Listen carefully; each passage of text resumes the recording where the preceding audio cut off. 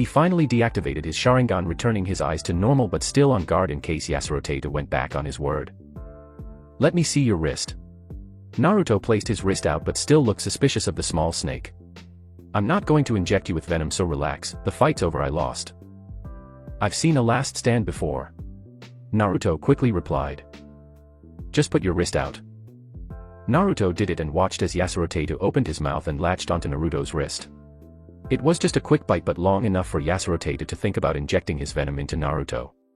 But upon seeing how Naruto didn't flinch or make any complaint about the bite, and was instead paying sharp attention to him to be ready for anything he might pull, Yasuro Taita let go and saw black ink wrap around Naruto's wrist and fall into the palm of his hand, where the ink sealing marks had become one in the center of his hand.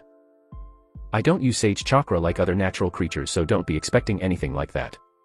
I also don't have any realm tied to me, so I can't claim a domain as mine." Small factors.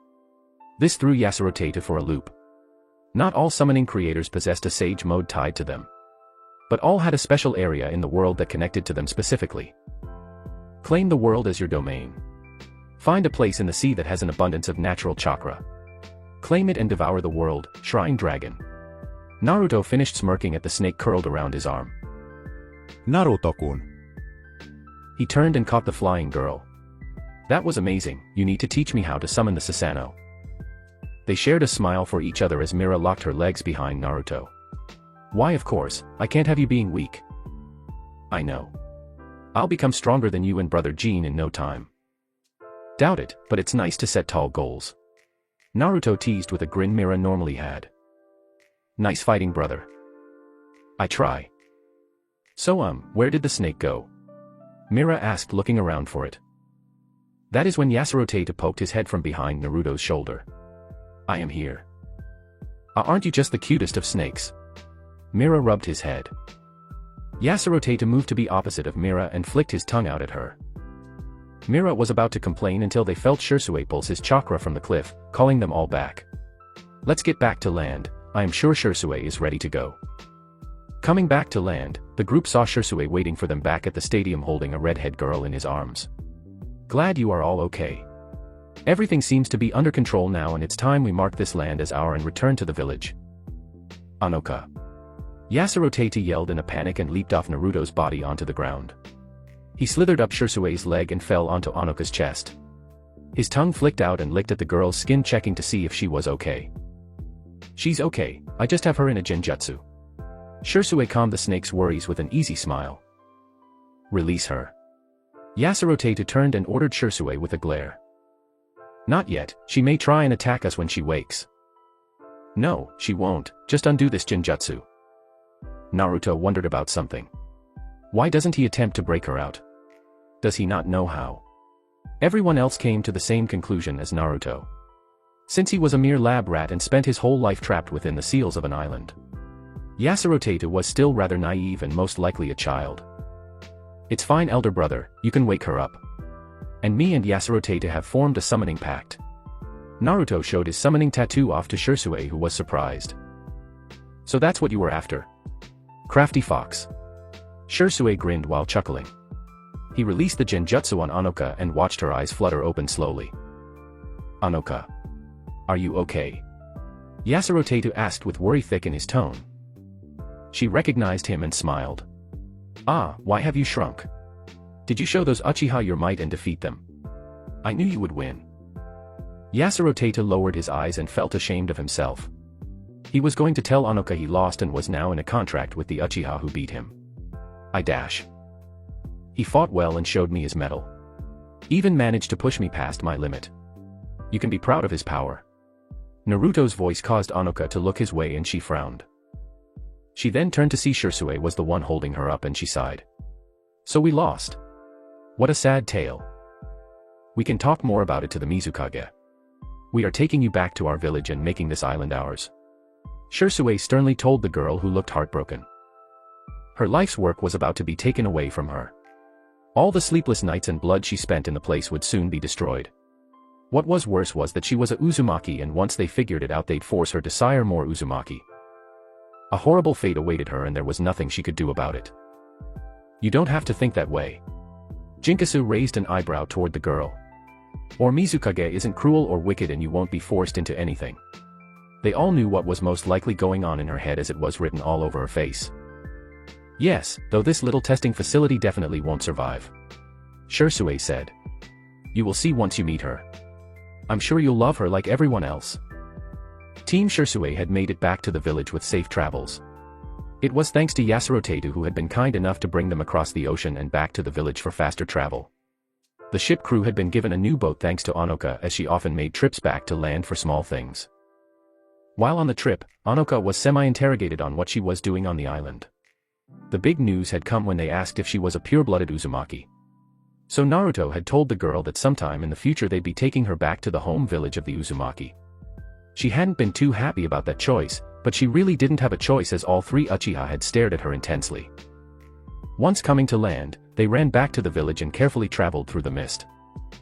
And now they were standing in front of the fifth Mizukage, Naori Uchiha, who had a surprised look on her beautiful face. That is some fancy turn of events, I must say. Naori finally processed everything she was told. I didn't think something like this would happen. I'd have sent some more people if I knew. Well, it all worked out, Mizukage-sama, so no harm done. Shisui smiled wide. Naori returned it with glee. Indeed it did, you managed to get 3 powerful summoning contracts and retrieve an Uzumaki. And you've all grown stronger. I couldn't be happier. Her words caused the team to smile at the praise. Now Onoka, I don't plan to do anything criminal to you, but I do ask if we can receive your help in making the village stronger. Onoka was surprised but remained stoic. I don't know how I can help, I am not a fighter and can only make 3 chakra chains. The young girl looked saddened just a bit. Nonsense, you are a genius. Naori corrected, smiling. What young girl your age has worked on the things you have? You're a seal master and a brilliant scientist. Naori praised the girl who looked rather embarrassed at the words. Why, you don't have to spare my feelings. Onoka played with the bottom of her dress as her cheeks became red. Naori chuckled. Can I count on your help in the future? She asked once again. Onoka pondered on the idea for a moment. I don't have anywhere else to go. I could go back to the island, but it's under the control of this village anyway. I'd definitely be kidnapped if I just wandered the world. I truly have no other options. Maybe this wouldn't be so bad. It was a rebuilding village with a very kind leader. Yes, Mizukage-sama. Fantastic. Naori cheered. You are all dismissed, but Mira-chan, do you mind showing Onoka a nice hotel to stay in for a bit? You can count on me. After that, they all left Naori to her duties, which involved deciding what needed rebuilding first and how to budget their money. Okay, Naruto-kun, I'll see you later. Mira hugged Naruto and pecked him on the cheek. Alright, mind bringing back some food? Do you even have to ask? She laughed, walking off. Well, I'll see you, brother, I'm going to relax. Jinkasa fist bumped Naruto and turned to leave. Does that have anything to do with Sister Haikawa? Naruto gave Jinkasa's back a grin. It does. I'll be busy for the rest of the day. You kids. Shisui laughed while walking next to him. Like you're not about to go see one of your girls. Naruto gave him a raised eyebrow. I'm going to be doing more than just seeing them. Shisui laughed more and patted Naruto's shoulder. You'll understand one day. I understand now. Oh well, see ya. He flashed away, not to be seen for hours. Naruto smiled softly and shook his head. His life so far had been a roller coaster of a ride. Filled with trials, and he knew it'd be so many more. No matter the obstacle or trials, Naruto would face it head-on with everything he had. The Uchiha would rise again. Chapter 17. Kakashi POV. Why? It was just supposed to be a regular escort mission. Now I am crossing swings with Zabuza Momochi, a powerful rogue ninja who killed many shinobi in gruesome ways. Chopping heads off, cleaving apart bodies, or slowly inflicting big slashes across the body with his massive sword. Yeah, Zabuza was strong. I'd give him that. But he couldn't beat me. Our 2 weapons clanged against each other again. My kunai slid down the edge of the legendary weapon. Kubikarabocho. I used my left hand, which was free, and directed Zabuza's hand into the mud where it would get stuck for a couple of seconds. It worked, but Zabuza proved his worth. He gave me a headbutt which was completely unexpected. Going further and even spit in my face. I couldn't close my eyes or look away, a lesson I learned from my own sensei. That didn't mean I wasn't surprised as Zabuza punched me straight in the chest. It hurt. Zabuza was bigger than me and I was learning his build wasn't for show. However, you don't train with Might Guy and not gain anything to show for it. If Zabuza wanted to use taijutsu, I was all for it. So I reacted the moment he hit me, a counterblow, which was followed by me landing multiple blows through his thick guard. I had to push my Sharingan's ability to predict moves which would allow me to not be hit in exchange. I dropped low only to meet Zabuza's knee. But I caught it and managed to shove it back into the ground. My eyes widened as I sent someone behind me and saw another Zabuza behind me. I gave up on counterattacking and used subsuition to evade being cut along my back. Okay, maybe he could. I was watching him the whole time. We were moving so fast that I was sure my genin couldn't see anything. And through this exchange, I know for sure Zabuza didn't use hand signs. Both his hands were occupied on his handle or punching me. Ha ha ha, spooked. Zabuza questioned me with a smirk. I didn't know you could use jutsu without hand signs. I had figured out what he did. Clever. No doubt about it, Zabuza was powerful. And, nothing too impressive. Kakashi of the Sharingan should be able to keep up. He sure had a lot to say. His talk was nothing I hadn't heard before. There was just one problem, I'm not the same man I used to be. For years I had been slacking on my training, doing only the bare minimum just to stay in shape. And boy did I regret it now. Zabuza stood in front of me without an ounce of fear or hesitation. I used to stand like that. I was a bit envious of him, I'll say it. Zabuza was waking something within me, I could feel it. Through my bones, my veins, my chakra point, and my heart. I was feeling good. I was finally knocking the dust off my shoulders that had built up and weighted me down over the years. Okay, let's get serious here. I rolled my neck and cracked some of my bones. You ready to die? For a long time. We moved off to engage again. I performed much better, but still not good enough. Zabuza wasn't having any trouble dealing with my attacks. Or at least our kenjutsu. I spun around him and readied my arm to swing for his neck. All he did was flatten out his blade and my kunai bounced off. Good thing I had another arm, as this one was already halfway to Zabuza's face. The bandaged man moved his head.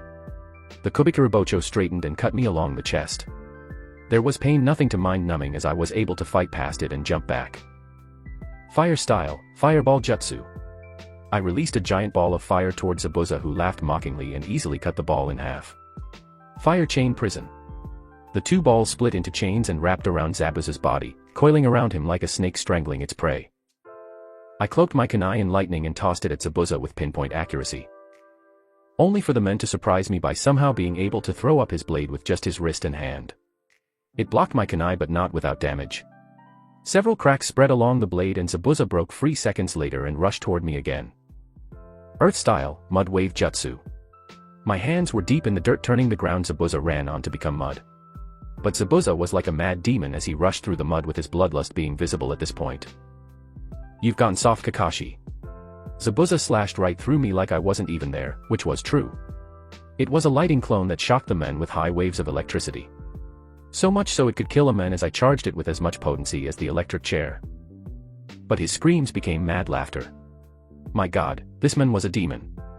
I felt sorry for hell whenever he died. We didn't say anything and just started fighting again. I couldn't keep doing this for long though, my stamina was draining and I wasn't sure how much longer I could keep fighting this madman. Like I thought, my stamina became my enemy. Zabuza was also crafty, he lured me into the water and I fell right into his trap. A clone of the men rose from the water and trapped me in a water prison. You three get out of here. You can't win. Take the client and get as far away as you can. I yelled to my three genin, who were visibly frightened. Menma Uzumaki. Satsuki Uchiha. Sakura Haruno. The three students didn't get along very well. But hopefully, they could get along this once and run away together. No way, sensei. Never abandon a comrade, isn't that what you said? The spiky-haired blonde shouted back to me. Damn. Why did he have to go and use my words against me? I don't run and I don't quit. I'll save you and beat this guy into the ground. His words were tough as steel, but he wasn't. Menma was just a boy, with no real talent for being a shinobi besides his strong mind and unwavering determination. He wasn't very smart and often goofed off. Still, Menma was a shinobi with a bright future ahead of him. I could see it in his eyes. He believed himself to be the best. Menma had potential and he was hungry. Two deadly combinations that created many monsters around the shinobi world.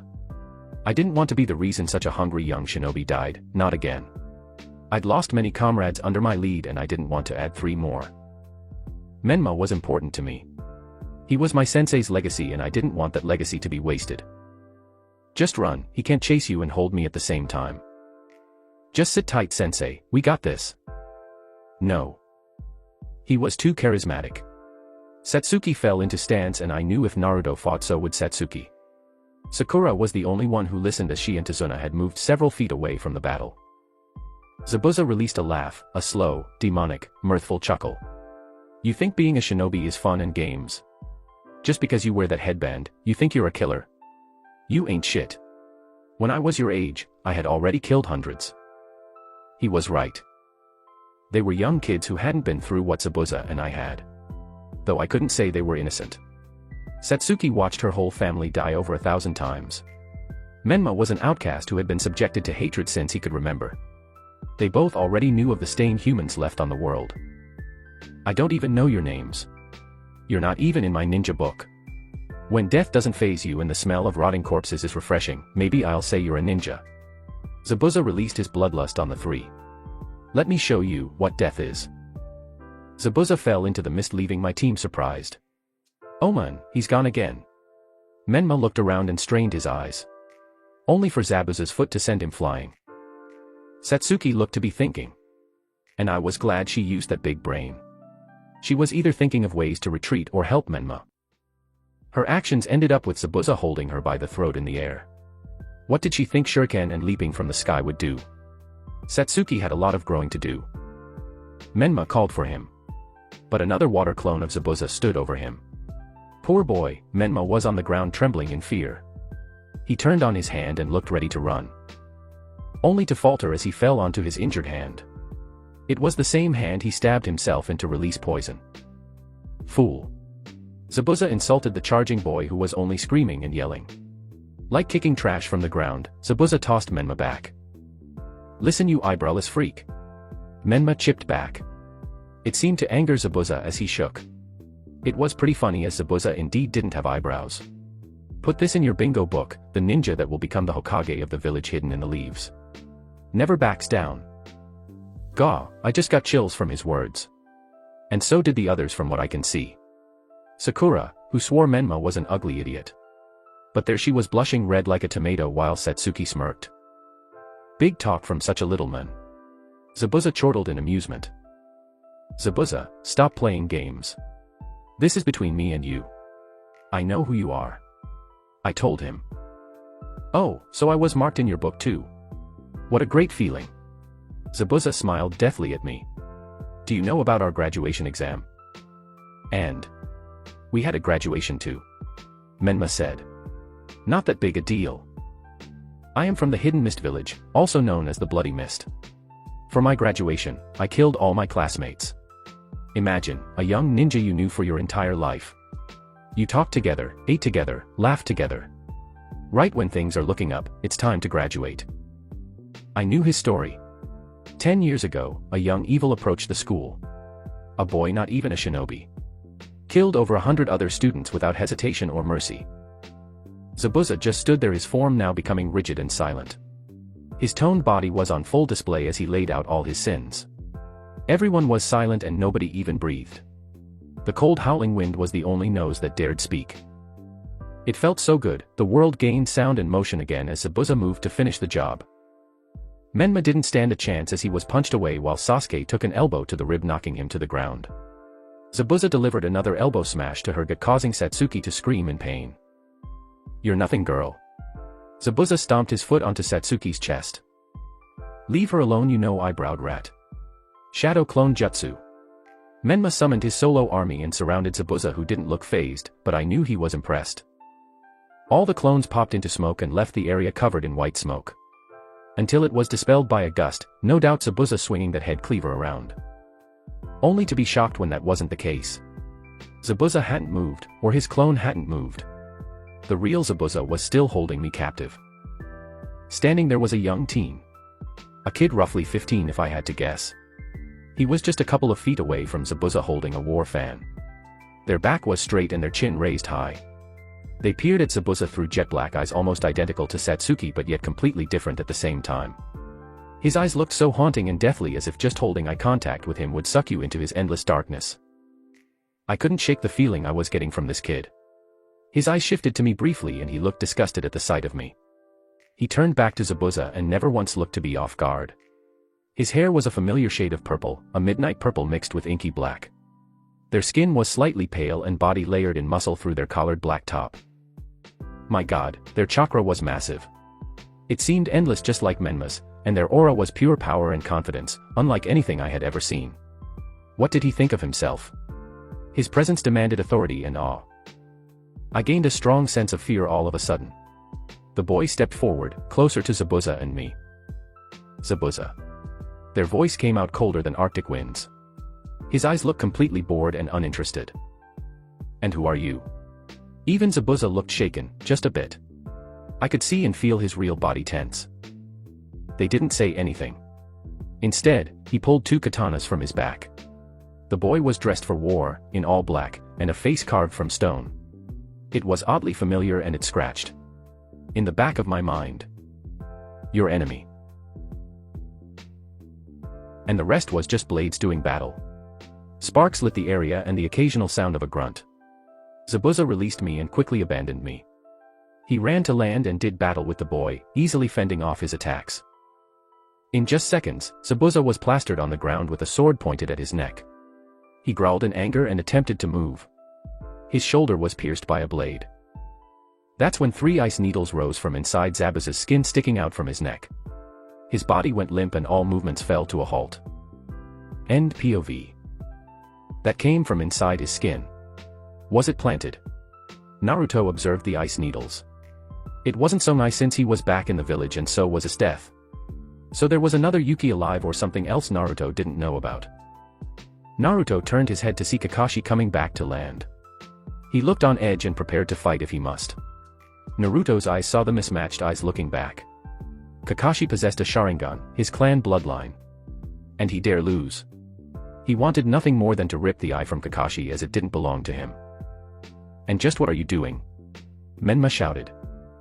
Naruto turned and took in the bright ninja. He wore full orange and blue.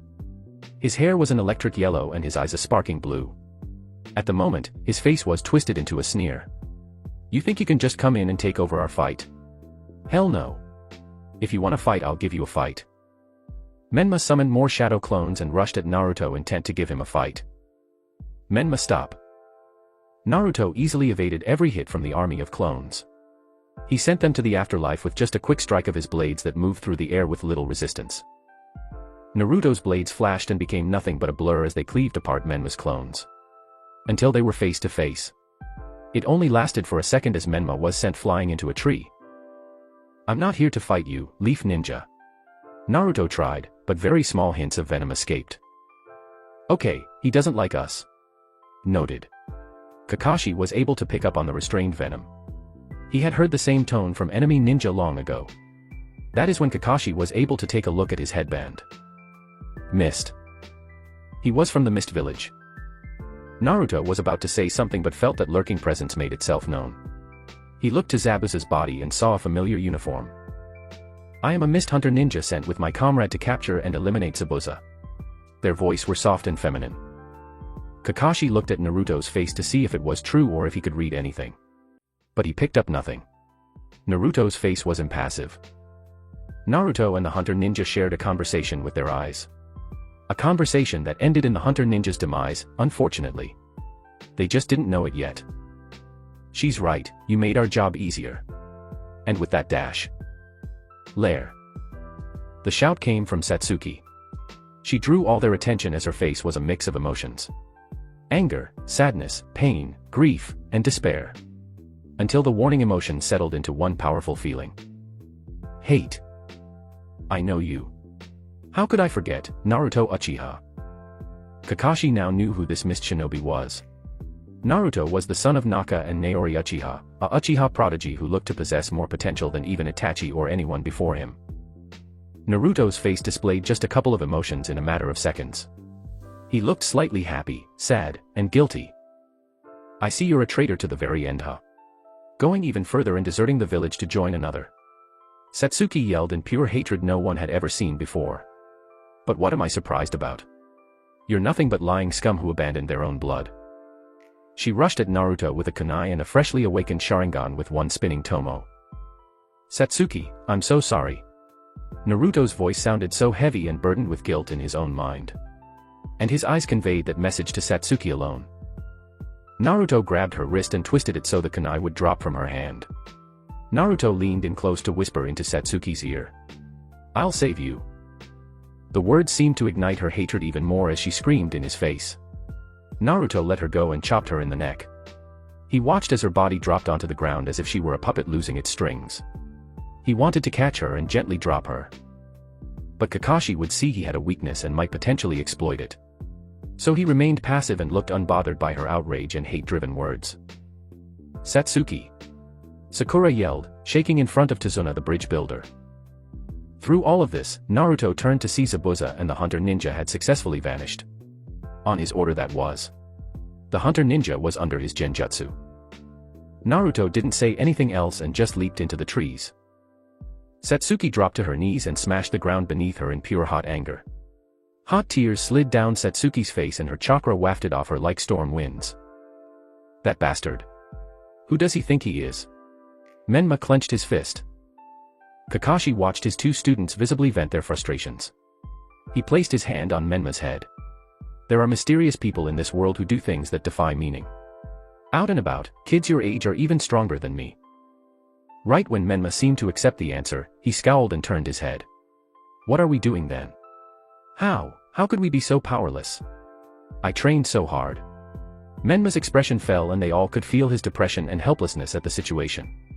To evade this feeling, it's the entire reason I trained. Kakashi moved his hand to Menma's shoulder this time. As shinobi, the things we come across are never easy. Kakashi paused and raised his voice so all three kids could hear what he had to say. Save your emotions, your rage, sorrow, and determination for your next enemy. Their sensei finished with a nice smile, reassuring them all would be well. Sakura watched from a distance, feeling Southwest out of place. Her two teammates seemed to have had hard lives, and even her sensei. While she didn't, her life was a luxury. I feel Southwest out of place. They are also driven and determined. They have goals for being shinobi. Satsuki wanted to avenge her clan and retain Uchiha's pride. Menma wanted to become the Hokage. While I have nothing. Tazuna laughed. Alright, to make up for all the trouble I caused. I'll let you bunk at my house. Sakura was so lost in her thoughts, that she didn't notice her sensei walking up to her. Sakura. Huh? Yes, sensei. Are you okay? Kakashi saw her fidget and Sakura messed with her red dress. Why yeah, I'm okay. In the next second, she was hoisted up and carried by her sensei. I'll carry you the rest of the way. Kakashi said with a nice smile. Oh okay. Sakura flushed as she shifted to his back. Up you two. Time to move out. Kakashi ordered his other two students. They gathered themselves and prepared to walk. Kakashi-sensei! I want to be carried too. Menma yelled like a child jealous of their siblings getting more attention. Menma back off. There's only space for me. Sakura spoke for Kakashi as she yelled at the blonde. TCH, we're going to take turns. No, we aren't. Kakashi looked at the impassive Satsuki. Gross. His sweat dropped. His face went back to its aloof expression and Kakashi pondered on what happened. I've got to report this back to Lord Hokage. Naruto is alive and insanely powerful. He practically embarrassed Zabuza in turn, meaning he could do the same to me. He's a true heir to the Sharingan. Looking at Satsuki again, Kakashi compared the two. Even though it was brief. The vast difference between them was like night and day. I could only imagine what must have happened in the mist. XXX. Naruto landed on a tree branch. Slowly sunk down to his butt and dragged a hand down his face. A big sigh came from his chest as his heart thumped in his chest. Mission accomplished. Yes. Then what's got you so down? Shisui, their team sensei asked. Naruto faltered for a second, making his other two teammates worry. I saw Satsuki, and she's on a team with Kakashi and two other genin. Instantly, they understood the reason for Naruto's somber mood. Mira, a more mature and understanding young lady. She grabbed his hand and pulled him up. Well, there is also good news in knowing she is alive. Although her hating us will definitely make things harder. But if I know anything about you, it's that I know you won't let our sister foster in her hatred for long. Mira was like a fresh ray of sunshine to warm him up again. I know you'll do all you can to save her. And so will we. Jinkasu supported Mira's words as he tossed Naruto a grin. So it's best we get this news back to the Mizukage and see what she wants to do about it. Shisui had pulled out a scroll and already began to write a message. They had all changed, forced to grow up in the brutal war. Or become sheep waiting for the wolf. Pain changes all. It is not picky, nor does it wait long, it is guaranteed once you begin to breathe. You're right, thank you. Naruto hugged Mira, who was all too eager to return it. Now before you two start to make out, let's focus up and finish what we came here to do. Shisui said. We are out here to take Zabuza and spread the word of our borders opening back up. The Hidden Mist Village was now opening up to the world once more. Rebuilding was done and now they needed to pull in clients and open trade. Naruto, where is Zabuza? He was taken by a Mist Hunter ninja. That drew question marks on their heads. But we are the only team sent to trail him. Mira mentioned. That's not all, there was also a Yuki clan member who took Zabuza. They were the person who incapacitated Zabuza and left. In just a few minutes all that happened. Shisui pondered on what to do. Until he turned back to face Naruto. I assume you did something to this hunter Nin. Naruto couldn't help the affronted smirk that came on his face. I didn't kill them if that's what you're wondering. He said laughing. Well, what did you do? Their sensei asked again. I placed them in a passive genjutsu to recall them if need be. Without even activating his Sharingan and during their brief eye contact, Naruto had placed them in a genjutsu. Shall I call them back now? Shisui looked to toss the idea over in his head as he thought about what to do. Yes, go ahead, we need to learn what they are doing with Zabuza and why they are impersonating Hunter Ninja. Maybe they do so as to make a quick retreat if Zabuza is ever injured. You said he was knocked out by this person, yes? Upon her boyfriend's nod, Mira started again. Zabuza's a rogue ninja and they are a hunter Nin. So it makes sense they'd always swoop in when Zabuza is defeated. Sounds about right. Jinkasu added. Look at you using your brain. He poked fun at Mira, who in turn pinched his side. A short while later the masked hunter ninja appeared holding Zabuza over their shoulder.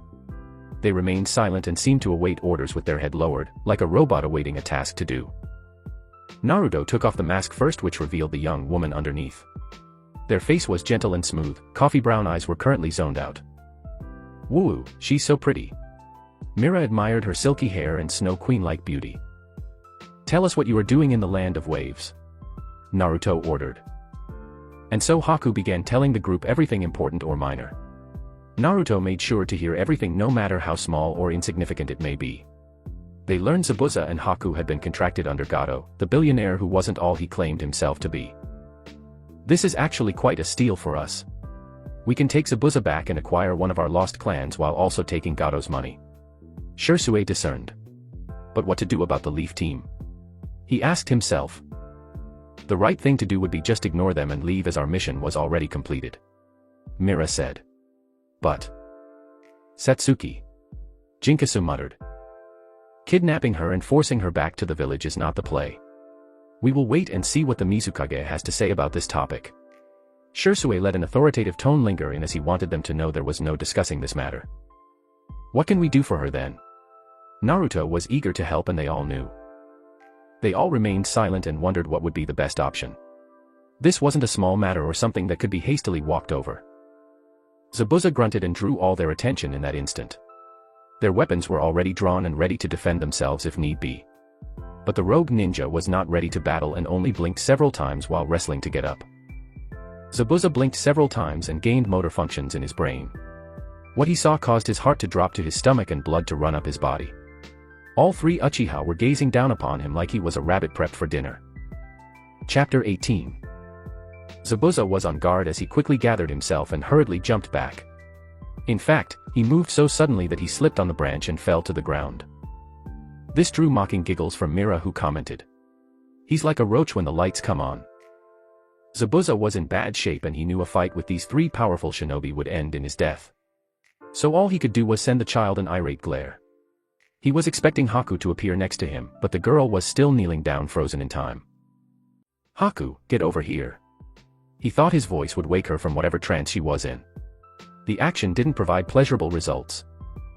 "She won't be helping you for the time being," Naruto said. Zabuza growled in frustration. "And what do you mean?" "Currently, she is under my control. Meaning I can order her to do whatever I want, even kill you." Speaking like the killer he was, Naruto visibly displayed no emotion. "So it'd be within your best decision to not act out of line." So Zabuza healed and calmed himself in order to hear out what the shinobi wanted. His eyes widened. Mist Shinobi. He could feel his heart hammering in his chest, ready to explode from his rib cage. "Good, now that you've settled down a bit, let's discuss what we are here for." Shisui stepped in. "I'm sure you've noticed by now that we are hidden, Mist Shinobi. But fear not, we are not here to kill you, Zabuza." Zabuza scoffed. They were certainly not putting up a convincing appearance. Not only did they have a small scuffle, but they also brought his tool under their control.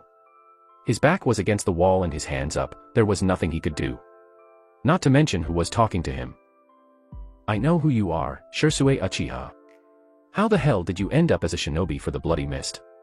Taking in the appearances of the team one more time, Zabuza was able to deduce they were all Uchiha. The taller one has long spiky ink blue hair with two chin-length braids coming down his face. Their eyes were different from Kakashi's genin. These kids had the eyes of killers. They had been through mind-breaking things. Shisui and the girl shared similar features, so they were obviously related. And the other boy, he had no idea who he was. Nothing but a mystery. Shisui gave a light-hearted laugh. "Well, that's a long story perhaps. You'll learn of it one day."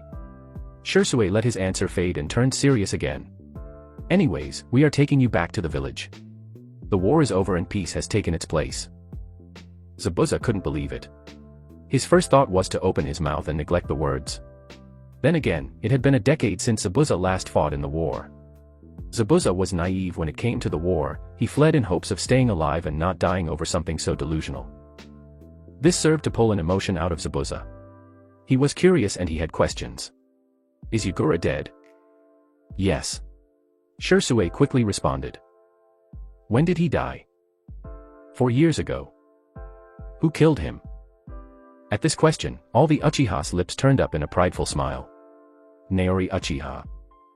Zabuza whistled and visibly paled. Well, that explains a lot. How is the village? What's its financial situation? How are the citizens of Water Country?" "You are asking too many questions for a traitorous rogue ninja. Could it be you still harbor love for your village?" Shisui asked, gaining a wry smile on his handsome face. It irked Zabuza. The smirk Shisui gave him and the accusing question followed. "I don't. It's the reason I left the village. It was dying and I wasn't about to die with it." In their eyes, Zabuza saw clear disappointment mixed with accusing anger. "Even still, we received a mission and it will be completed no matter what." Zabuza saw Shisui take a step toward him. Instantly he panicked and started to drown in an ocean of frenzy. "All right. I will come back." Zabuza would have fought back, but it would be a hopeless matter that might end up with him dead. He couldn't take on the purple-haired child. So there was no way he could defeat all three of them at the same time, plus Haku. During his questioning, he learned vital information. The country was done rebuilding and most likely opening its borders and spreading the word of its triumph return to the world. The famed one-eyed empress had taken the hat of Mizukage. The group she sent after him was not just cuz either. With a legendary shinobi like Shisui visibly being seen with a mist headband, the word would spread.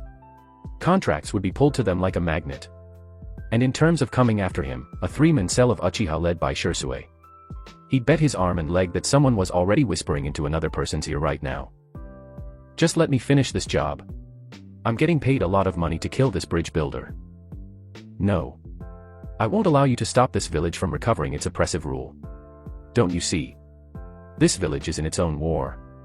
They have their own Yugura and rebels." Passion and intensity dripped off Shisui's voice. It was so pure and radiant that Zabuza could swear the Uchiha's chakra was a mimicking that of a brilliant star. Damn noble ninja, the worst type. Zabuza internally ranted. Okay, but let me finish my fight with Kakashi. Shisui cocked his head a bit confused. Strange, I thought you'd ask for a rematch with junior brother here. The mentioned brother was Naruto, who was gazing down at Zabuza balefully. Him too. Humph, I've already cleaned my hands with you, Zabuza. Do not make me dirty them again. Zabuza had barely held a conversation with Naruto, but already he was beginning to hate him. His powerful gaze and oppressive aura made it hard to stomach his being. I can't with him. Mira shook her head as she smiled with hints of admiration and love mixed into her beautiful onyx eyes. Gore, I'm gonna cut your damn head off. Zabuza showed his hostility openly as he glared. It wasn't his glare alone, Zabuza also released some of his dark and demonic-like chakra. Naruto brushed off Zabuza's weak attempt at intimidation. He had seen far worse and defeated such foes. To him right now, Zabuza was no more than a genin attempting to fight a Kage. It was quick, like a flash of light. Naruto had sent a pulse of his chakra toward Zabuza. The man in that quick exchange paled and his eyes went wide like saucers. Before any other hostile exchange could be made, Shisui stepped up and began speaking again. We are done here, do not use this time to flee or we will hunt you down and drag you back. In 1 week expect to be brought back to the village. Shisui nodded towards Naruto to release Haku. Doing so, Naruto commanded her to stand next to Zabuza, who was 10 feet away and on the wet grassy floor. Release. Undoing the Genjutsu, Haku looked confused and scanned her surroundings. Her brown eyes landed on Zabuza and she moved before she knew it. Are you okay, master? What happened? I only remember in Turf Dash, it hit her like a bat over the head and she turned to meet the Uchihas. Or so would have. Nobody was there. Nothing, not even a smell or trace of a squad had been standing on a tree branch. Currently, in the backyard of Tazuna's house, Team 7 was practicing tree climbing. Once they arrived, the group had been greeted by the motherly figure of Tsunami and the insulting Bucket Hat Kid. They had a small lunch and were moved to the backyard for training from Kakashi. The 3 kids imagined Kakashi was going to teach them a landscape clearing jutsu or something fancy. Not a lesson in tree climbing. Now remember, you need to get this perfect or it doesn't count. Zabuza is still out there preparing. Kakashi gave his encouragement.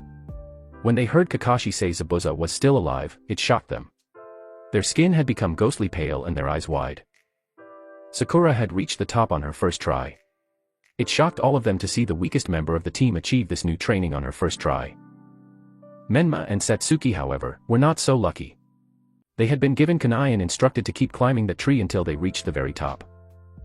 Kakashi had told Sakura she was to walk up the tree while practicing fighting.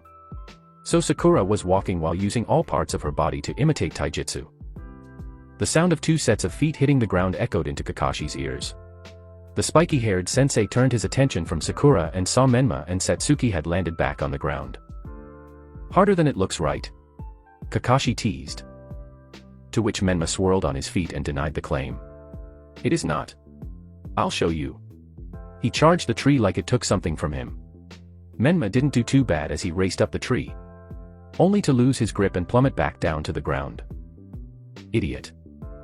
You're not such a genius yourself, Satsuki. If you squint your eyes, you can see my line is above yours. Menma mocked with a face matching a laughing fox. So Satsuki and Kakashi looked at the tree Naruto had just been on. Indeed. Naruto's mark was higher by just a few inches. The dark-haired girl scoffed and moved off to reclaim what was stolen from her. She ran up the tree with a kunai in hand, eyeing every mark she had made today. Her left foot slipped first, and before she had to retreat, Satsuki used her last bit of focus to channel her chakra into the opposite leg. Satsuki leaped off the tree, doing a flip as she did so. Her feet fell onto the ground with a grace Menma couldn't match. Humph. Menma only kept laughing. She sent him a glare for his annoyance and was ready to respond. Satsuki looked at her mark on the tree and saw by just an inch, Menma's mark was higher. Kahahaha. Menma grabbed his stomach in laughter. Satsuki snarled and turned to the tree. Enough for today, let's turn back inside for dinner. Kakashi walked over toward the tree Sakura was in and motioned for her to jump. She was nervous but did so nonetheless and was perfectly caught in Kakashi's arms. I'm sure Tsunami has made something tasty for us. I won't be eating yet. Satsuki responded coldly. Kakashi let Sakura down as she walked to the back door of the house. Don't be outside too late or you'll miss the chance to eat a fresh dinner. I won't, Sakura. But I've still got some energy left.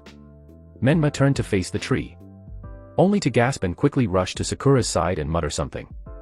It obviously caught her off guard with how surprised Sakura looked. Menma grinned and walked back to his tree with renowned confidence.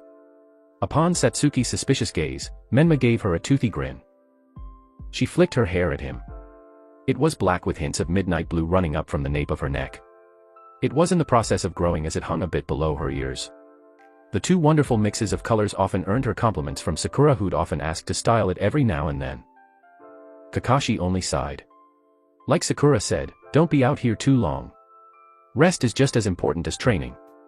Those were his last words as Kakashi followed Sakura inside the house to eat.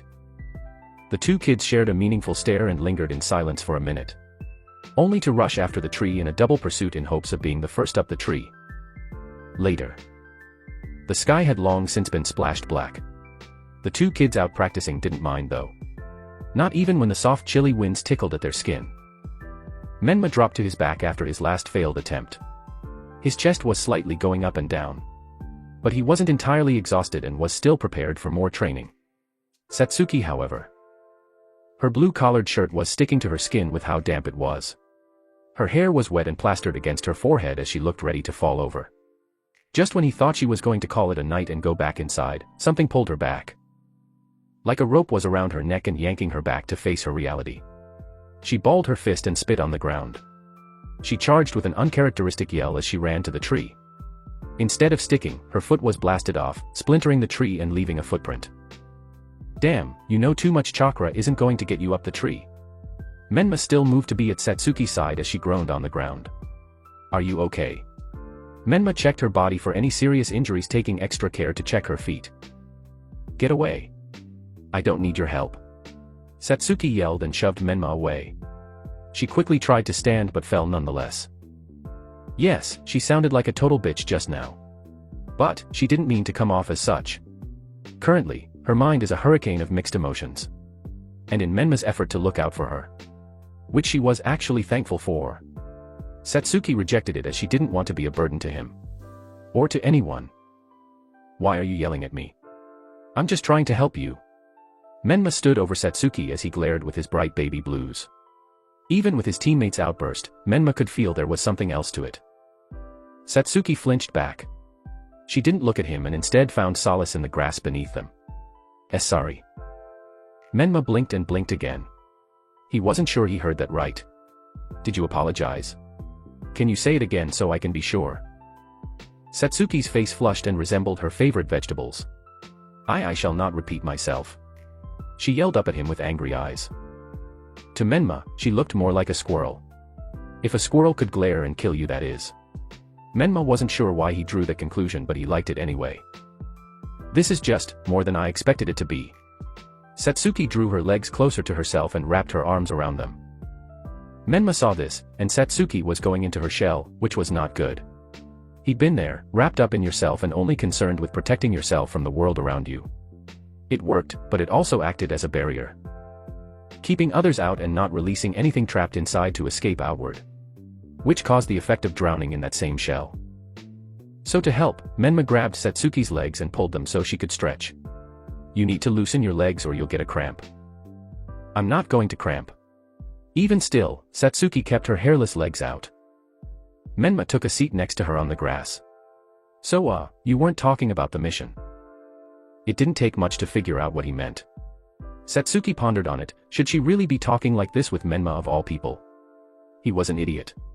However, he understood her the most. Or had a semblance of what she was going through. When she didn't answer, Menma turned to look at the two trees they were practicing on. We've made a lot of progress today. Satsuki looked up and saw several marks on the tree. From when she first started, and it was only 7 feet off the ground. Now, it was at least 15 feet off the ground. We've come a long way. When I first started, I was nervous and unsure of myself. Only I knew it though, I couldn't let anyone know how I really felt. Menma's words. They were too deep and real for him to be only talking about climbing trees. I went at it hard and gave it all I had. Even when others laughed in mockery at me, I laughed at my achievements and successes. Menma stopped and recalled a memory causing him to laugh. One time during school, he could be found in the yard practicing taijutsu alone. Everyone laughed at his movements and his effort. They were all hanging around and leaving in groups, finished and satisfied with their day. He wasn't. Days later, he knocked those bullies out with the same sloppy moves they laughed at. My dream. Being the Hokage, it's not a dream anymore. Satsuki finally turned to look at Menma. She was shocked, as being Hokage was all he would ever talk about. It's an obsession. I'm going to become Hokage. It's all I had growing up. I knew, if nothing else, that goal, that better version of myself. I wanted it, I needed it. To become something better than what you currently were. Menma needed that support since nobody else supported him. He'd support himself. I can't say I understand you. Satsuki finally spoke. Her hand sat in her lap and she was beginning to rethink everything she knew about Menma. He tossed her a grin. Well, that means I did good. What are you saying? Menma's grin fell. I'm just talking. I'm saying, you should not go back into your shell. I know it hurts, but you need to face these trials for what they are. Satsuki clutched her pants and her arms began to shake. I know, I have. That's the exact reason I hate this so much. She glared at everything. I thought I was finally getting over everything, then he showed up. Who does he think he is? All of them. They left me, you know, my clan left me behind to stay in the village. My own family, brothers and sisters. Did you know him, that other boy? Menma asked, thinking back to the strong kids who effortlessly defeated Zabuza. Satsuki didn't respond at first. And Menma figured she wouldn't say anything. I did. His name is Naruto. I had only spoken to him on occasions. He was very famous in the clan. Brother Naruto was an icon to us kids. Menma wasn't sure she noticed it. But Satsuki started smiling and she said Naruto's name with respect and familiarity. He came from famous parents, so we all addressed him with respect and he treated us the same. Even as a kid he was arrogant, though, he was well aware of the weight that his name carried. Most noticeably, he was strong and bull-headed. Sometimes, I watched him train. Stalker. Shut it. Satsuki yelled with tinted cheeks. And it wasn't all the time like Hinata does with you. Huh? Hinata stalks me. Idiot. She shook her head. Anyways, Naruto was like an idol, I guess, to me. I trained with hopes of gaining his attention and recognition. On a special night for our clan, I entered a tournament to face him. Did you win? Menma asked curiously. No. I was beaten, but not shamed. During the fight, he was driving me, pushing for me to be more. He was too charismatic. Much like you, I guess that's why you get on my nerves so much. Sue, I'm guessing you hate them, right? Which is why you want them dead. Menma didn't let the pity he felt sink into his voice. I do, I will kill them all. Revenge is not the answer, Satsuki. Killing your family will bring you nothing. And how do you know that? Our pain is similar, but it is not the same. You can't understand how I feel. But I do. I once hated the village for its treatment of me. But you don't see me trying to take my revenge on everyone or crying about how the world is unfair. I'm not you and you're not me. We are not one, but two. Separate people who walk their own paths. Menma was growing frustrated. Satsuki, you don't have to be alone. Just what? Let it go. Forget everything they put me through. How I was forced to become a princess and subject of sorrow for the village. I will not. I'm done talking about this, Menma. I'm thankful you care and are truly trying to help me. But just stay out of it. Satsuki turned and showed what was like a glare and a sad frown in one. This has nothing to do with you, so just stay out of my business. With nothing left to say, Satsuki walked back into the house to recover, leaving Menma to ponder on what they had just talked about. Satsuki, I'm your friend. I just want to help you. I'll do anything to help you, I promise. Menma got up and decided upon it. Their talk opened up a lot to be learned about each other. He learned Satsuki didn't like being a burden to others, she admired Naruto for who he was, and hated that she admired him. She was sad and betrayed her clan left without her. He learned they were similar. But Menma already knew that. It was why he so desperately wanted to befriend the Uchiha girl. That would be a tall task. However, much like the tree marks, inch by inch, they'd get closer and higher. Inside his room, Kakashi was writing down the current events of the mission. The contents of the letter were how their client lied about the rank of the mission. Zabuza had been their opponent as soon as they touched ground. The most important thing, however, was the discovery of Uchiha. Naruto Uchiha to be more specific. What would be done with this information, Kakashi was unsure. Though he had a hunch they'd be no doubt sending someone to the Hidden Mist Village. Kakashi went through the hand signs of summoning Pakken. Yo Kakashi. The little pug dog raised his paw in greeting. Pakkun. Kakashi copied the greeting with an eye smile. So what do you need? Are we tracking someone down? The brown dog walked around the room and began sniffing. Fish, I like fish. I'll give you some for your help. But no, we are not tracking anyone down. I need you to deliver this scroll to the Hokage for me. It is a quick report on the mission so far. It's of major importance. Kakashi's tone was serious, which let Pakken know how important this scroll really was. Pakken turned and let Kakashi place it in the small backpack he had on his back. Consider it done. Pakken left in a cloud of smoke. Week later. He's all yours, Satsuki, like taking a dog off a leash. Satsuki was gone and used her kunai to skillfully dispel all the water clones off Zabuza. Look who improved.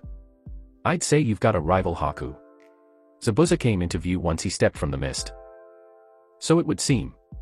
The false hunter ninja spoke. They stood on the other side of the bridge while Team 7 excluding Menma stood on the other side. She's got skill. Even though those clones were 1/10 of the original water clone jutsu, she did destroy them all effortlessly. Zabuza grunted in annoyance and dissatisfaction at Haku's assessment. I can't contain my excitement. My heart is throbbing and my blood races. Satsuki took a step forward. An open invitation for Haku, who spun on her heels looking like a tornado as she approached. Their metal weapons screeched as kunai met Senbin in a fast-paced exchange. The two young shinobi moved in harmony, spinning and dancing around the other. So she can match Haku at this speed. That's right, she can. Satsuki's a genius in the shinobi arts. The two clashing were unaware of their two teachers' shared thoughts and only focused on battling the other. We are only after the bridge builder, not you. Back out and I won't have to kill you. Haku's voice came out like ice. Humph, don't presume you can kill me. You don't get it. I have you outmatched. We are surrounded by water which I can control. Also, you only have one hand available.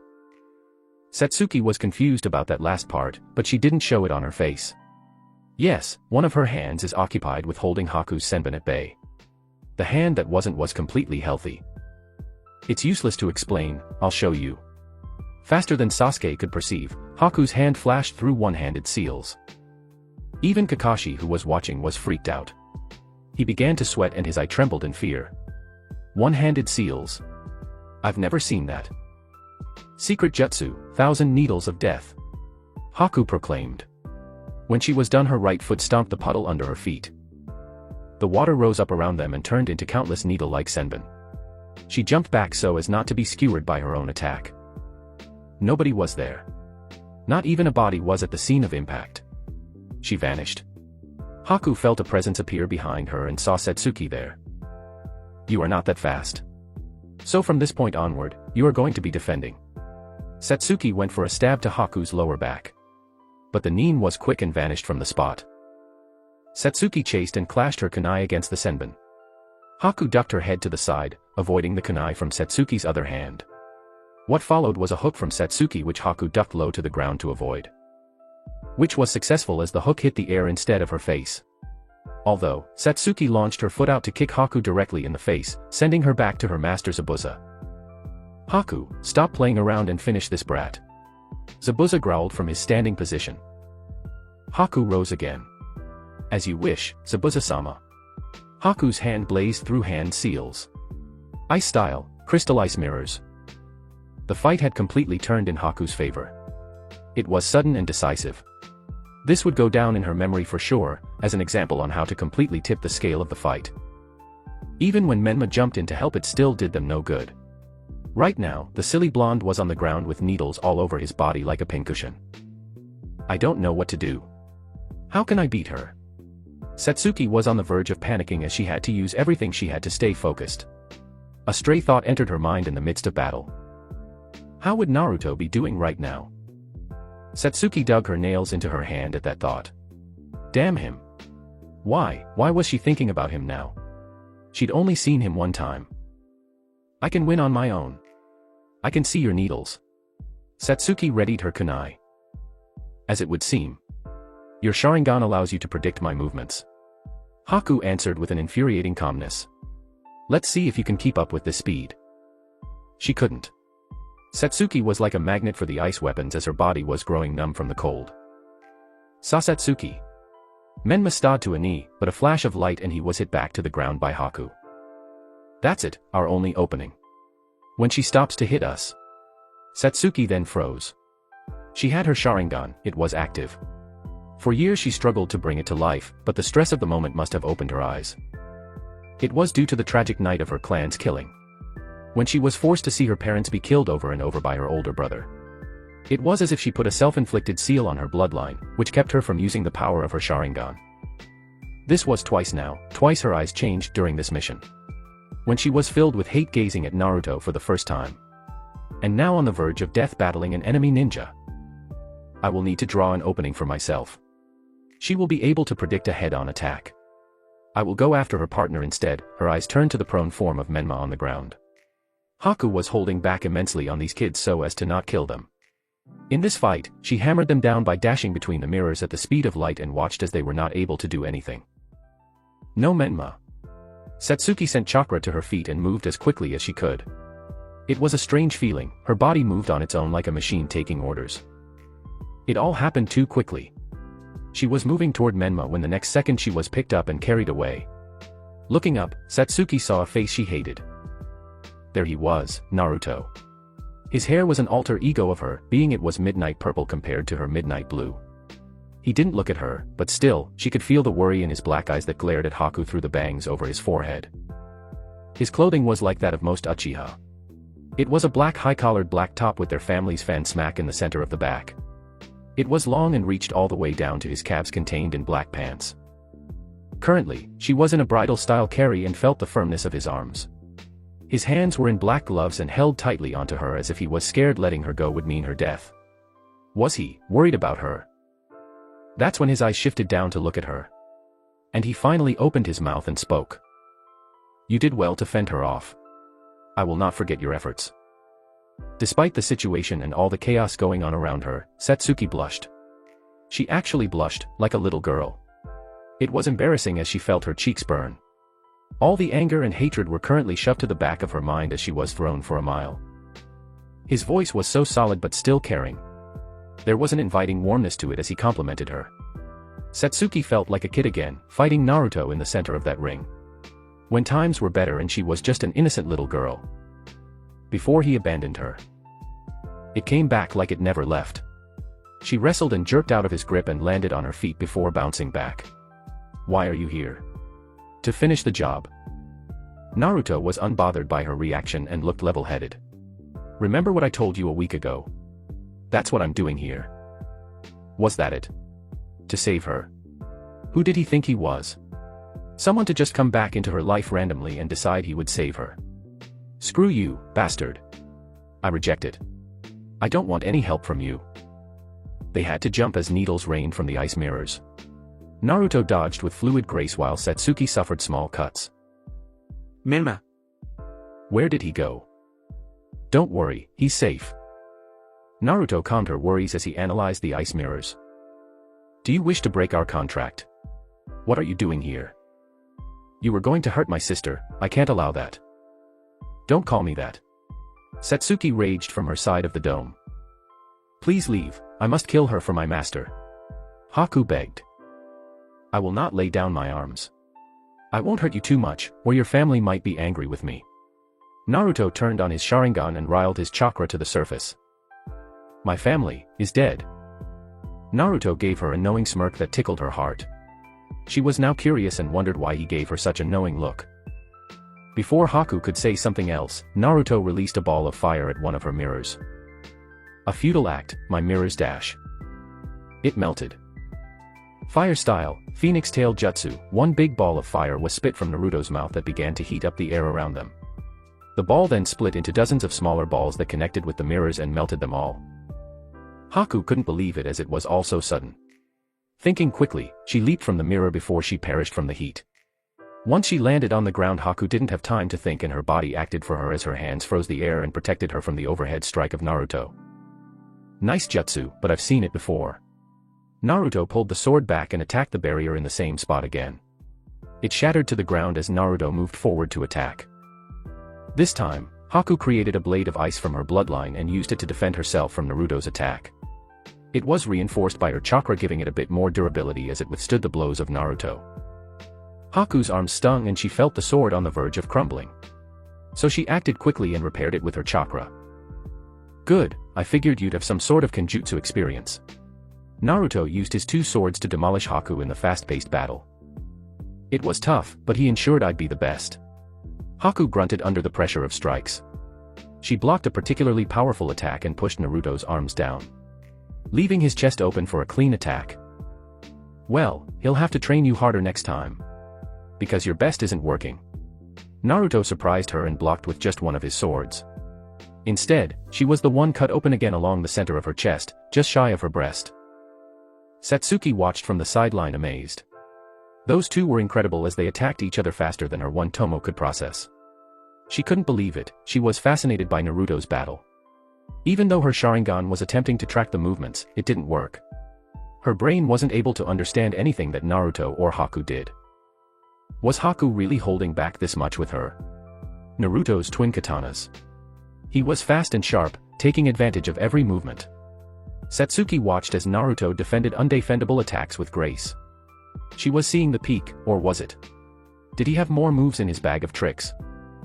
She admired his style. And she hated that. Double blade formation, 5th act. It was a storm of movements that concealed Naruto's two swords. Haku had no chance of blocking, countering, or even defending the attack. Haku found herself struck more than 25 times by the hurricane blade. She dropped and fell into deep darkness seconds later. Wow, what was that? That was beautiful. I've never seen such a perfect form of movement. Satsuki's eyes were wide and in shock. This whole spectacle was breathtaking. That is my reward for entertaining me, Yuki-san, cherish it. Naruto respected Haku's prowess and placed his two katanas back in place. The mist on the bridge was lifted and blown away. Nice job. Amiri is going to be proud when I tell her of this. Shisui appeared in a flock of crow feathers along with Mira at his side. Jinkasa jumped from the side of the bridge and laid Menma down. This guy was a rascal. I had to knock him out. There you are, brat. Zabuza yelled. He halted his fight with Kakashi and turned to face him. Fight me right now. You owe me a rematch. No. I defeated your student who is stronger than you. So I think you see the outcome. Zabuza's brow twitched. I don't care about that. Just come. Shisui. The mentioned man turned to see Kakashi giving him a wide-eyed stare. You too, just how many Uchihas are alive? Shisui gave his ex-Umbu commander a wave. Don't worry about it, Kakashi. But I must. I need to bring you back to the village for questioning. Kakashi vowed. Stop, you know I was stronger than you years ago, I assure you that gap has only gotten wider. Shisui answered coolly. Let's go, Zabuza, you've had enough time to play around. He would have argued more, but stopped when Shisui activated his Sharingan. Alright, damn red-eyed bastard. We'll meet again, Kakashi, very soon. Shisui gave the men one last smile, before vanishing. Mira followed shortly after. But she gave Satsuki a wave before doing so. Jinkasu also left, leaving Satsuki with a peace sign. Zabuza threw Haku over his shoulder and followed the others. We already took care of Gato, so no need to worry about him backstabbing you. Naruto tossed a scroll at Kakashi's feet. In that are notes, money, and a location of Gato's hideout. Why are you doing this? We already took most of the money. What's left is money for this village to rebuild. Nothing else to it. Naruto turned and locked eyes with Satsuki. Train and grow, you've already done so well. I'll see you around. Naruto vanished in a cloud of mist. Chapter 19. One hand was holding his cherished pipe while the other was holding a paper he read. This was now the 5th time he'd be reading this official letter from the new Mizukage. Dear 3rd Hokage. This is the 5th Mizukage confirming we will be entering the Chunin exams coming up. You can expect 3 teams of mine. I request they are treated respectfully and kindly. They are a bit nervous about going to another great hidden village. This is also to tell you my shinobi have begun taking missions outside of our border, so do not raise a blade to them. They are well trained and know not to cause any trouble. I will see you in the finals of the exam when my shinobi have been promoted to Chunin. Naori Uchiha. Even when he completed the read, his heart skipped a beat each time. Naori was alive, Naori Uchiha, the wife of Naka, the men who nearly killed him 6 years ago in broad daylight. The wounds delivered to him never vanished, nor did the effects of those events. This raised so many questions regarding everything. Last night, Hiruzen got a letter from Pakun, Kakashi's ninja hound. In the letter was a detailed report about the updated mission, but more importantly Uchiha showing themselves again. Was it just those 4? Naruto, Shisui, and 2 others Kakashi didn't know. Did they relocate to the mist? What was the standing of their village? Naori was a smart woman. She has been in countless battles and devised many plots to survive till now. She came from a more ferocious generation of Uchiha, yet still maintained her own unique purity. What kind of clan did Naori raise if everyone was still alive? Fugaku and his wife were no longer present, so the title of clan head obviously fell to the next high-ranking Uchiha. However, Naori was the Mizukage, which meant she couldn't play both roles at the same time. Which either meant it was Shisui the more likely leader, or her young son. In terms of political power in the Uchiha, Hiruzen wasn't well versed. Which might have been a flaw leading to the complete annihilation of the Uchiha. Or so he thought. Itachi played an excellent spy and was the reason why the Uchiha survived for as long as they did. The boy's intellect and strategic thinking had led to him whispering ideas and subtle suggestions to his father. The main subject of the matter and cause for concern was Naori's standing on their village. If the women held hatred for him, then his death was all but certain come the finals. Perhaps, he could have her teams killed so the woman had no legitimate reason to come. And any sign of aggression towards the village would be clear signs of still tightly kept bitterness. That idea left as quickly as it came. There was no need for such actions to be carried out anymore. Naori would not throw her country into a war after just getting out of one.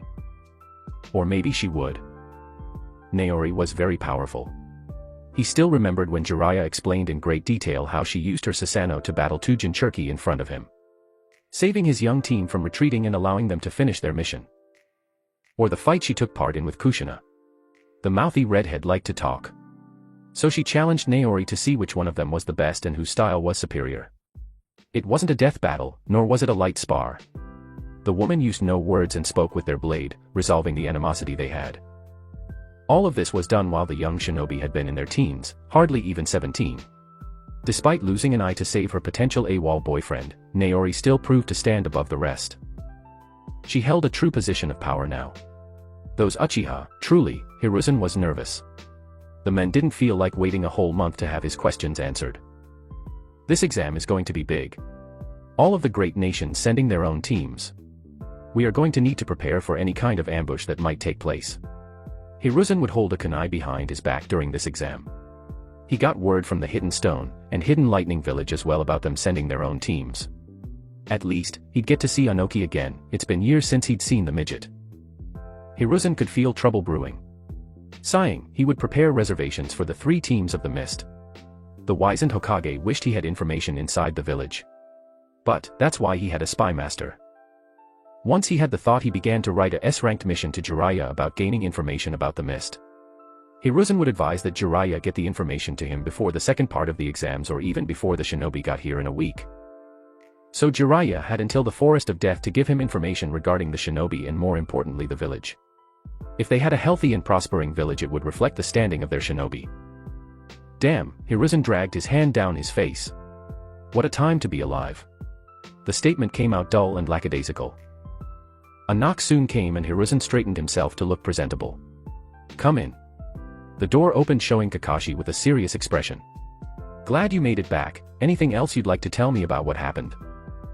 Kakashi nodded. I first encountered Naruto in my first fight against Zabuza. Menma was actually attempting to fight back with his army of shadow clones. Naruto beat all of those and then went on to easily defeat Zabuza in Kenjutsu. Hiruzen took in the knowledge.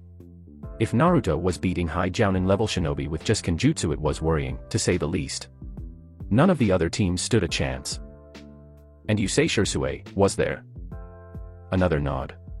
And it was like a strike to the face, or a stab from a sword, or being punched by Hashirama and his strong jab. Were you able to determine their mental state or stance toward the village? Shisui used to be an ANBU, he had inside information that couldn't be leaked. Anyways, now he needed to come up with changes to ANBU, routes, training, shifts, and everything. Shisui was a talented shinobi, with his quick body flicker, powerful genjutsu that could kill with just a look, and his use of ken ninjutsu. From what I determined, Shisui relatively seems to be the same at least outwardly. He gave me a smirk and said he'd see me soon. Which I am guessing means he will be coming to the Chunin exams with those 3 kids. Kakashi expressed his stance. Shisui was always the uplifting kind of guy, he remained unbothered by most things and sought to enjoy life with a smile and not a frown or blank expression. Yes, I received a letter from the Mizukage today. Naori Uchiha has become their new Kage. Hiruzen said, this means, their shinobi are powerful enough to survive the Bloody Mist and their civil war. He slammed his fist down slightly, showing his visible frustration. They've been rebuilding right under our nose. Kakashi read the mind of Hiruzen, also drawing the same conclusion. They used their civil war as cover. No telling when they finished the war. I feel like such a fool. The 3rd Hokage berated himself. He was hailed as the professor, and master of all jutsu in the leaf. Yet, he was so naive as to ignore another hidden village. All because of that war, I didn't want to get involved. Hiruzen turned his sharpened eyes back to Kakashi. And what of Naruto? You should definitely watch him. He restrained it as best as he could, but since I'd seen restrained hatred before, I was able to catch it. Hiruzen nodded. Something like this would definitely not slip past Kakashi's eyes.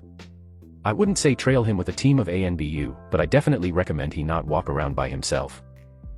Understood, I will devise a team of ANBU to watch their entire team. Hiruzen reached for the drawer where he kept files about his ANBU. Now, did he show any kind of signs toward Satsuki? Anger, guilt, happiness. Naruto seems to have a mastery of keeping his emotions hidden like a true shinobi. But, he did save her from the ice mirrors Haku placed her in and left her with words of encouragement. Kakashi replayed the events in his mind. Naruto most likely wanted to portray no attachment to Satsuki for this very reason, but he failed by leaving her with parting words.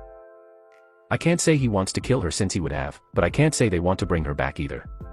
They easily could have just taken her if they really wanted, and added not only a Yuki clan member, Zabuza, but also another Uchiha.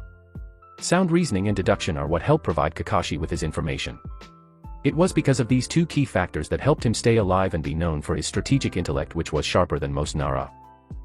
I'd have preferred you'd kill Zabuza and this Haku girl. They do not need any more key individuals we don't know about. As of now, they truly are hidden in the mist. I was aiming to at least kill Zabuza, but things happened and I wasn't able to. And about Haku, I can say for certain I wouldn't have been able to beat her.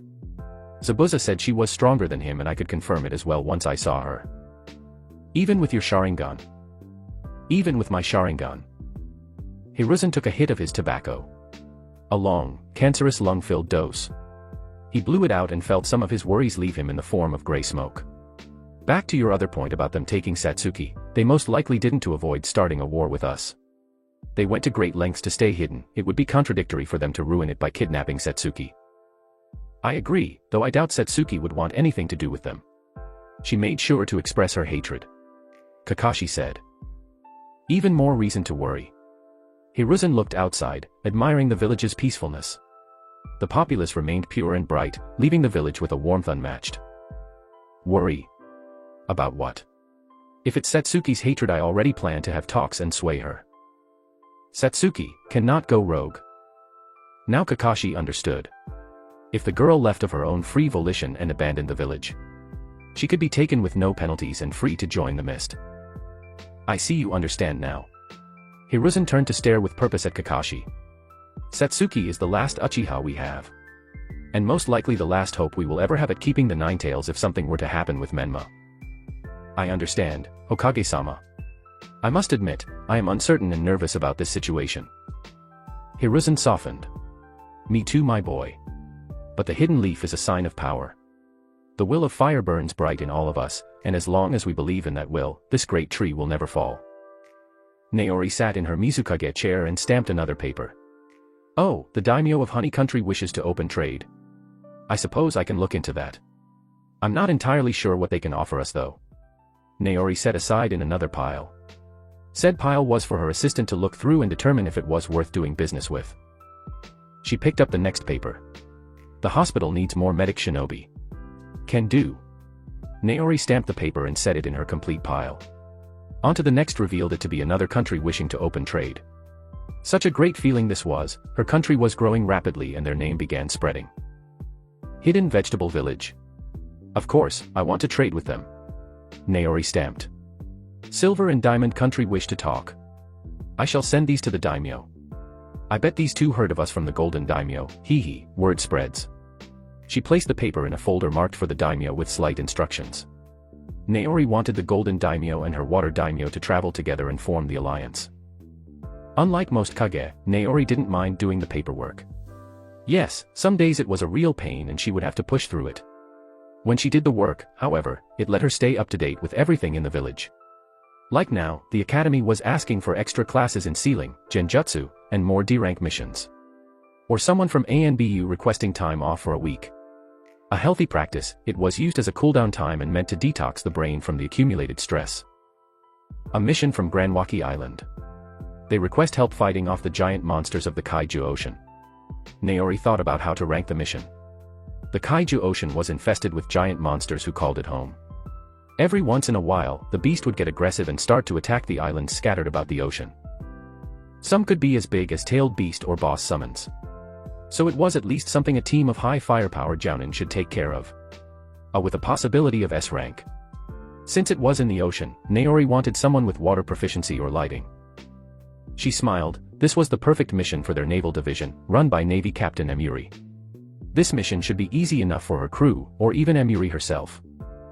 The next paper, or more like a letter, piqued her interest. Land of Demons. Do they need help killing demons? So Naori began reading over the letter, which was from the princess and not the daimyo or village leader like she'd been expecting. Her mouth opened and her heart skipped a beat and the woman's blood froze solid like a glacier. How does she know my son? And of Sengen-sama? The princess of Demon Country was requesting for Naruto specifically. Dear 5th Mizukage. I am Princess Cheyenne Uchiha of Demon Country. The priest of the Uchiha clan, I am requesting Naruto Uchiha to come and help me seal away the demon known as Moro. It is our goddess Sengen's will that Naruto conquers this trail of his. He is the 1000-year shinobi of 1000 trials. I request he be sent after the Chunin exams, as that is when the seal will need to be replaced. Sengen-sama also sends her regards and compliments for your hard work in making her religion well known throughout the village, clan, and country. I look forward to meeting you in the future. Cheyenne Uchiha. She's not lying, and no spies have come into the village. She even knows about me spreading Sengen-sama's words. Naori closed her eyes and pondered. She decided to take the letter home and think about it. Once she decided what to do, Naori would reply. So she let time pass while she diligently worked on the papers. Until a knock came to the door. Mizukage-sama, Team 10 is here. Her female assistant yelled from the other side of the door. Naori smiled, eager to see her favorite team. Yes, let them in. Her voice showed just how happy she was. Her assistant is a modest and beautiful woman with pearlescent neck-length black hair. She was dressed in a blue kimono top tied with a black sash. Her navy blue pants were loose for free movement. She wore hints of makeup and she had on small tassels as earrings. This was Kamaya Orarari, a jounin who wished to serve Naori instead of doing field work. She had volunteered herself when she saw all the work Naori had to do. So for 6 years, Kamaya had been working with Naori and it would stay that way until Naori stepped down to retire, and so would she. We're back, Mizukage-sama. Mira exclaimed. The team stepped in followed by Zabuza and Haku, which alerted the ANBU in the room to the presence of Rogue Ninja. I can still sense your ANBU, they need more training in cloaking their chakra. Naruto declared and crossed his arms. Cut them slack, it's just because you're really good at sensing. Jinkasa said. Even though the boy was sure Mira and Shursue felt them too. Will be added to the list of training. Naori said. This made Kamaya take notice of the completed paperwork and move to take the pile away. Which was rewarded with a thank you from Naori. Anyways, I see the mission was a success. Shursue nodded. Yes, however, we have rather troubling news. She saw his face take on a pained visage. Naori noticed and wondered what could have her strongest team so defeated. You can tell me after we send these two off. Looking toward the tall man, Naori laid eyes on Zabuza for the first time. Nice to finally meet you, Zabuza Momochi. I am Naori Uchiha, the 5th Mizukage. The men grunted and clearly looked uncomfortable with the formal greeting. Zabuza Momochi and this is Haku Yuki. He pushed the girl slightly hiding behind him in front, who was holding a white rabbit tightly. Naori's eyes widened. Yuki. You have the ice-style bloodline. Naori turned to face the pale-skinned young girl. Haku jumped slightly from the unexpected sharpness and seriousness. Yes, Mizukage-sama. Haku brought her chakra to the surface, and forming out of the cold mist was a crystal ice mirror. Naori activated her one Sharingan to observe the mirror for signs of any tricks and was pleased to find none. She looked toward her kids, who also nodded in confirmation. Naori relaxed and gave a soft motherly smile to Haku, who also visibly chilled. How nice, the Yuki clan has gained another family member. Haku along with Zabuza widened their eyes at the implication. Do you mean? Haku trembled and her soft eyes showed signs of desperation. Naori nodded with a smile. She loved reuniting family members and causing others to smile truthfully. Yup, we have 2 Yuki already. Haku turned to Naruto with teary eyes. Is this what you meant? It is. Haku hugged him with her free arm and physically expressed her gratitude. Thank you. Naruto patted her back and smiled softly. I will call them so you can meet them, Naori said, turning to face Zabuza. You, however, will not get off so easily. Zabuza sighed. I know. He reached back and grabbed the handle of his giant head. Clever. You want to take my toy away from me, throw me in a cell? Partially. Naori snapped her fingers and 2 ANBU dropped down. We will be taking your weapon until you've earned it back. You won't be in a cell since we are going to use your talents. The ANBU moved carefully and took the blade from the men, who grunted like a kid at having their toy taken. So you want me to assassinate some people? In the future, yes. But as of right now. Naori gave the men a dark smirk. You are reinstated to the village as a Chunin. You will teach for a total of 100 hours at the academy, undergoing training and re-education, and 20 D-rank missions. Zabuza paled and his eyes were wide as plates. CC Chunin and T teaching brats. He couldn't believe it, he had to teach kids who hadn't even graduated in a class. For 100 hours. And re-education. What does that mean? It means you need to be updated on how the village operates. Think of it as training to claim your rank back again as a Jounin and even one of the 7 ninja swordsmen. Naori answered his questions. Until her face changed to something more grave and serious. You've been gone a long time, Zabuza. Things are not the same as they used to be. This is no longer the Bloody Mist. It's a new era of shinobi and all of its inhabitants. You sparked a war you didn't even fight. These people won't show you any love. Gaining that love will be your greatest challenge yet. Zabuza clenched his fist in agitation. I wish you'd just thrown me in a cell. Naori chuckled good-naturedly. The path of redemption is never easy. I will have a shinobi take you to an inn until I get you someplace to stay. Thank you very much. Mizukage-sama. Haku bowed deeply. Zabuza grumbled and nodded his head. Until Haku elbowed him in the side and gave him a serious look. Thank you, Mizukage-sama. They left to take seats in the waiting room as instructed. Once they left, Naori turned back to Shisui. So, what was the other thing you wanted to tell me? Shisui didn't beat around the bush. We ran into Satsuki. She was on a team under Kakashi Hatake and partnered with Menma Uzumaki, the Jinchuriki of the Nine Tails, and another pink-haired girl I don't know. Grave news.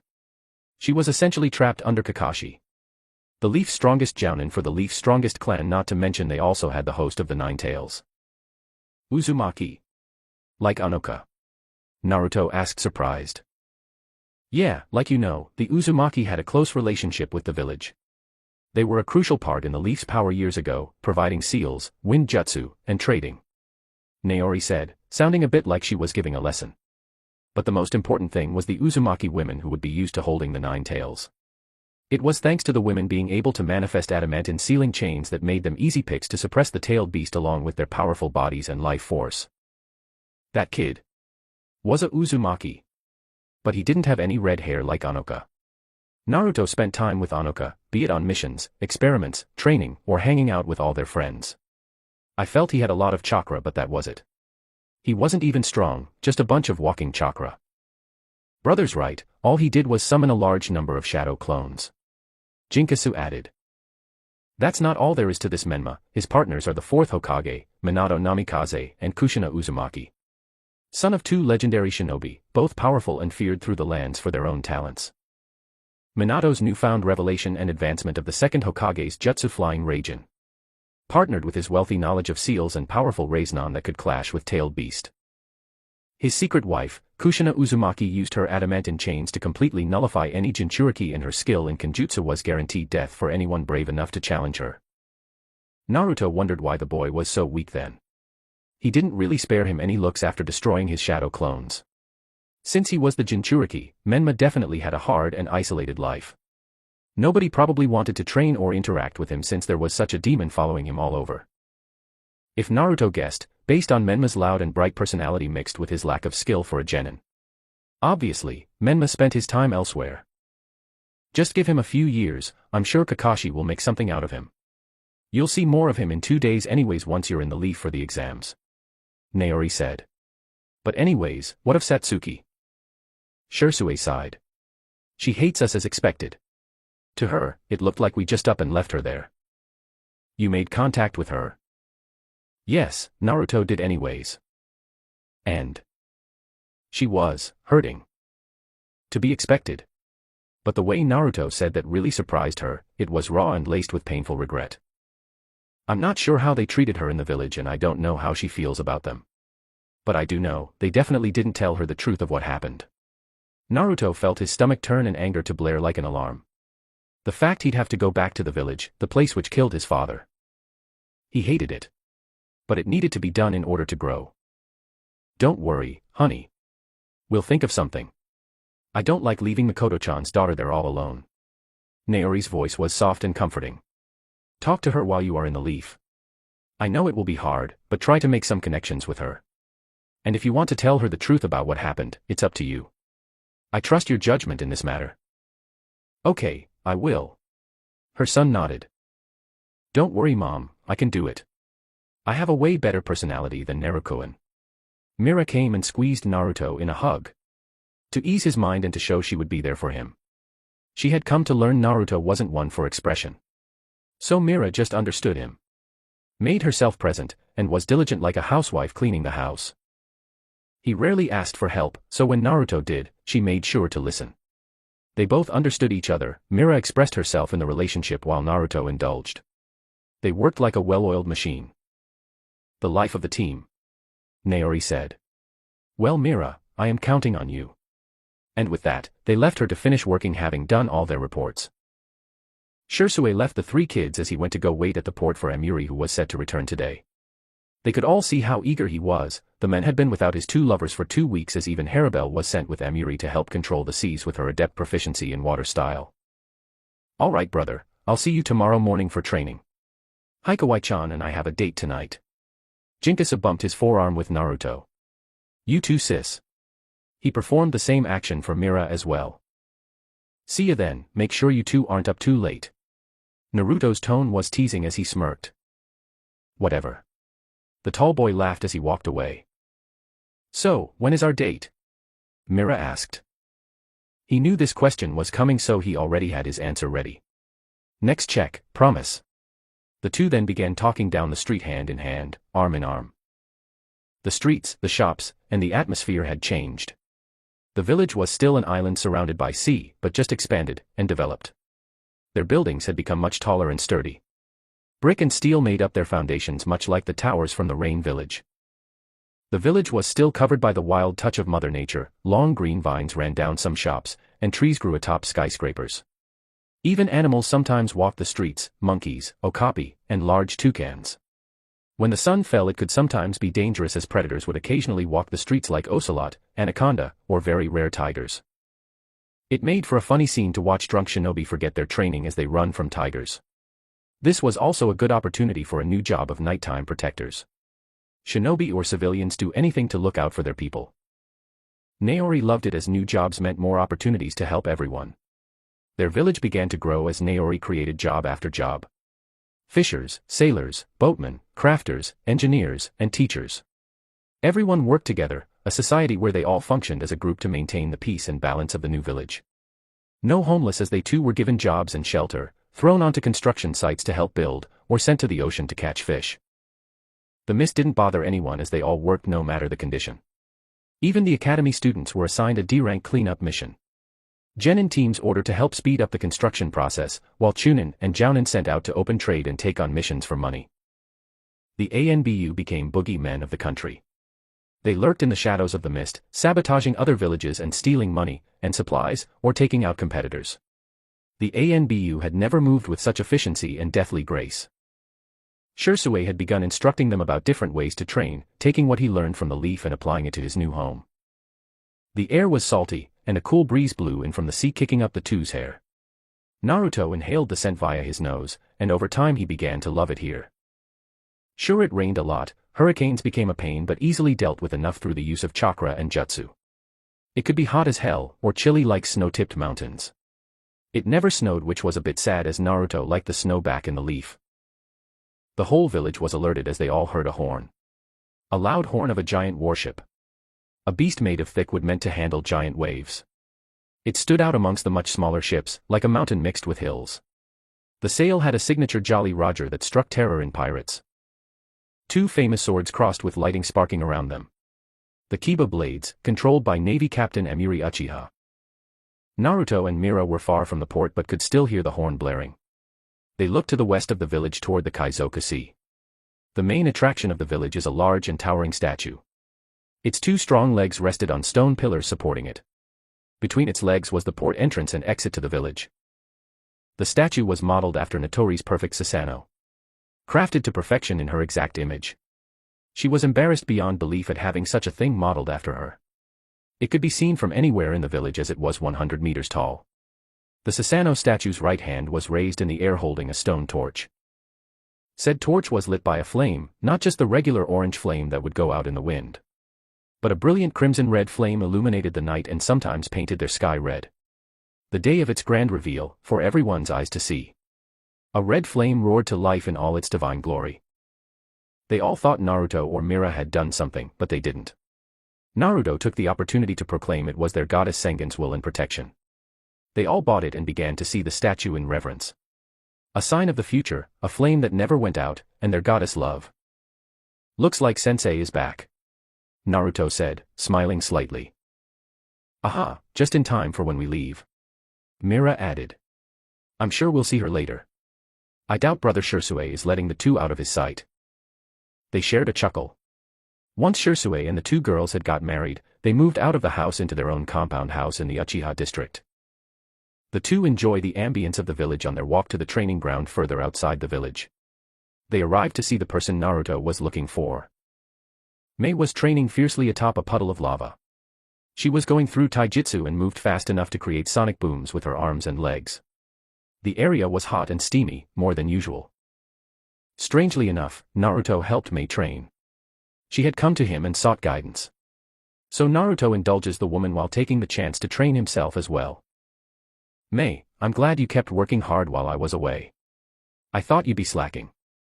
Once Mei heard his voice, she stopped and showed a big smile until she registered his words. Who do you take me for? I'm a hard worker. She defended herself and then pouted. And it's Nei-chan.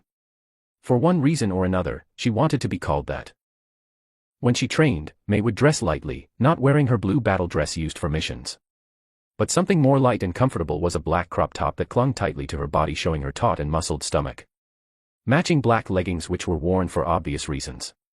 Mei was showy and flashy, she was not above using the sinful curves of her body to her advantage. Well, you don't mind showing, do you? Naruto separated from Mira and placed his two swords on the ground. Mei showed a smirk.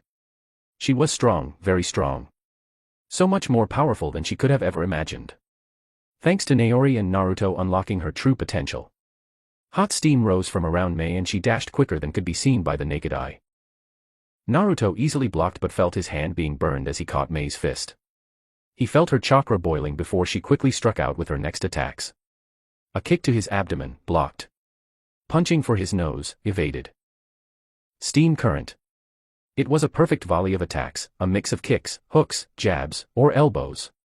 Naruto even used his Sharingan to perfectly evade or counter. Until Mei's speed got to him and he was struck in the head by a stray elbow which breached his defense. Mei's steaming fist struck his chest as well, pushing him back several feet. Naruto showed Mei a smirk and he began clapping. Very good, Mei. I do believe your taijutsu meets my expectations now. Only took you 5 years, but hey, who's keeping track? Mei flipped her hair at the praise. He didn't throw praise around lightly, so when he did, you could smile at your hard work being noticed. I'm glad you are taking to using your boil release correctly now and not just relying on your lava and water style.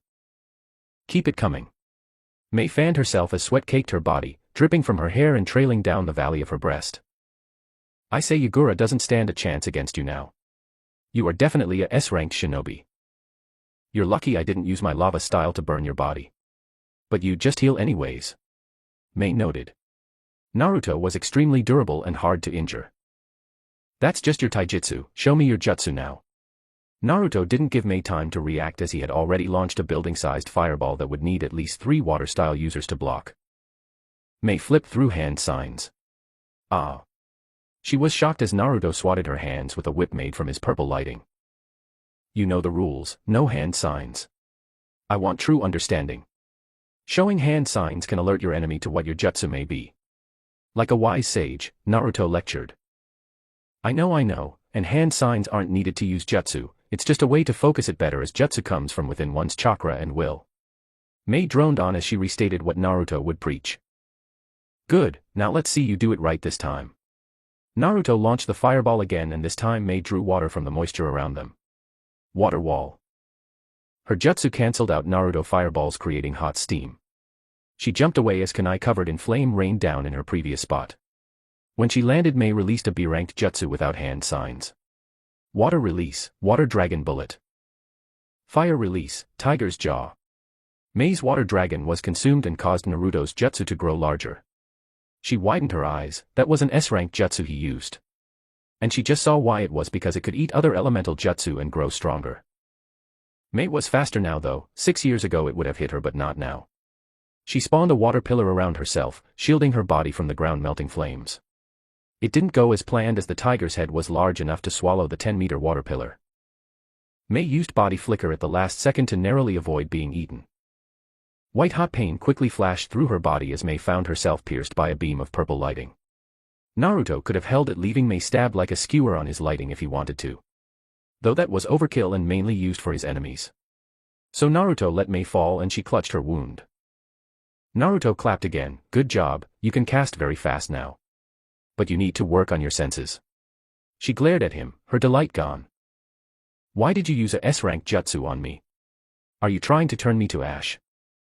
Naruto shrugged his shoulders. You know the rule. If you ain't dying, you ain't trying. Mira said, popping out of nowhere. Good job, Nei-chan, you know Nerukun's only hard on you cause he cares about you. Mei smiled at the young Uchiha, who was healing her wound. Yeah, I know, despite him being ruthless.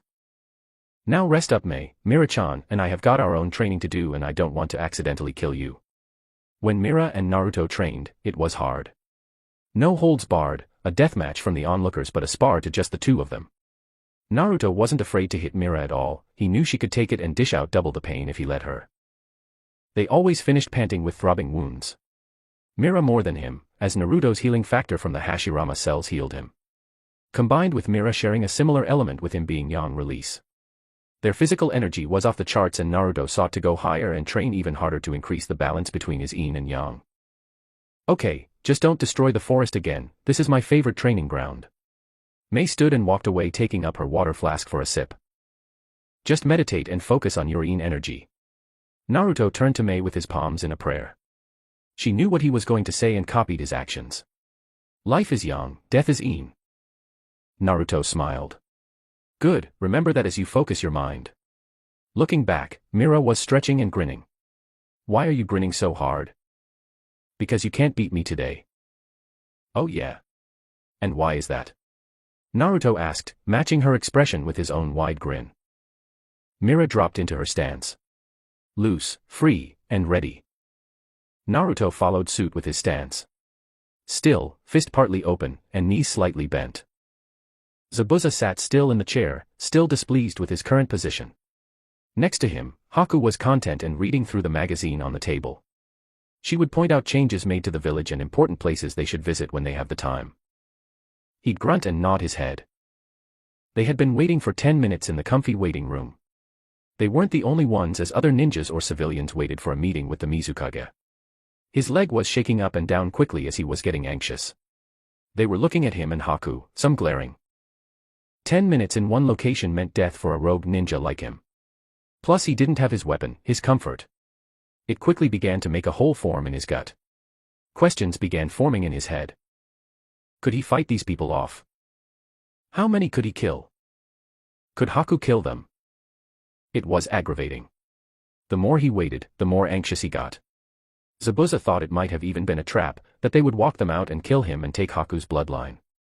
He was well aware of how the Mist Village worked. Cold-blood killers, nobody was spared. Man, woman, or child.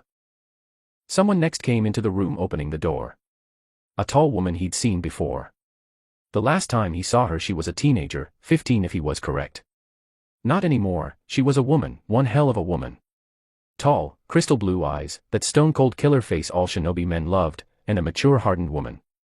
Her casual sweater did not hide this from him, in fact, it was teasing him. She wasn't alone though. Beside her was a boy who was tall for a genin, 17 Zabuza guessed. He was a 6 foot tall and slim, handsome boy.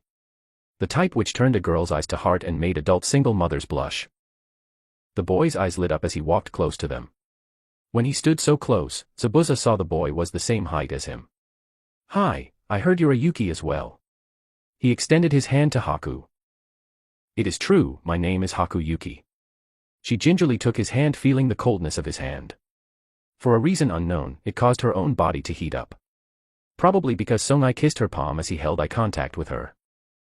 "Pleasure." He smiled and let her hand go. "This is our clan head, Isteth Yuki. And we're going to show you around and whatnot." "Okay, that sounds great." Haku slightly bowed her head in thanks. She adjusted Chappie, her white rabbit who was twitching his nose.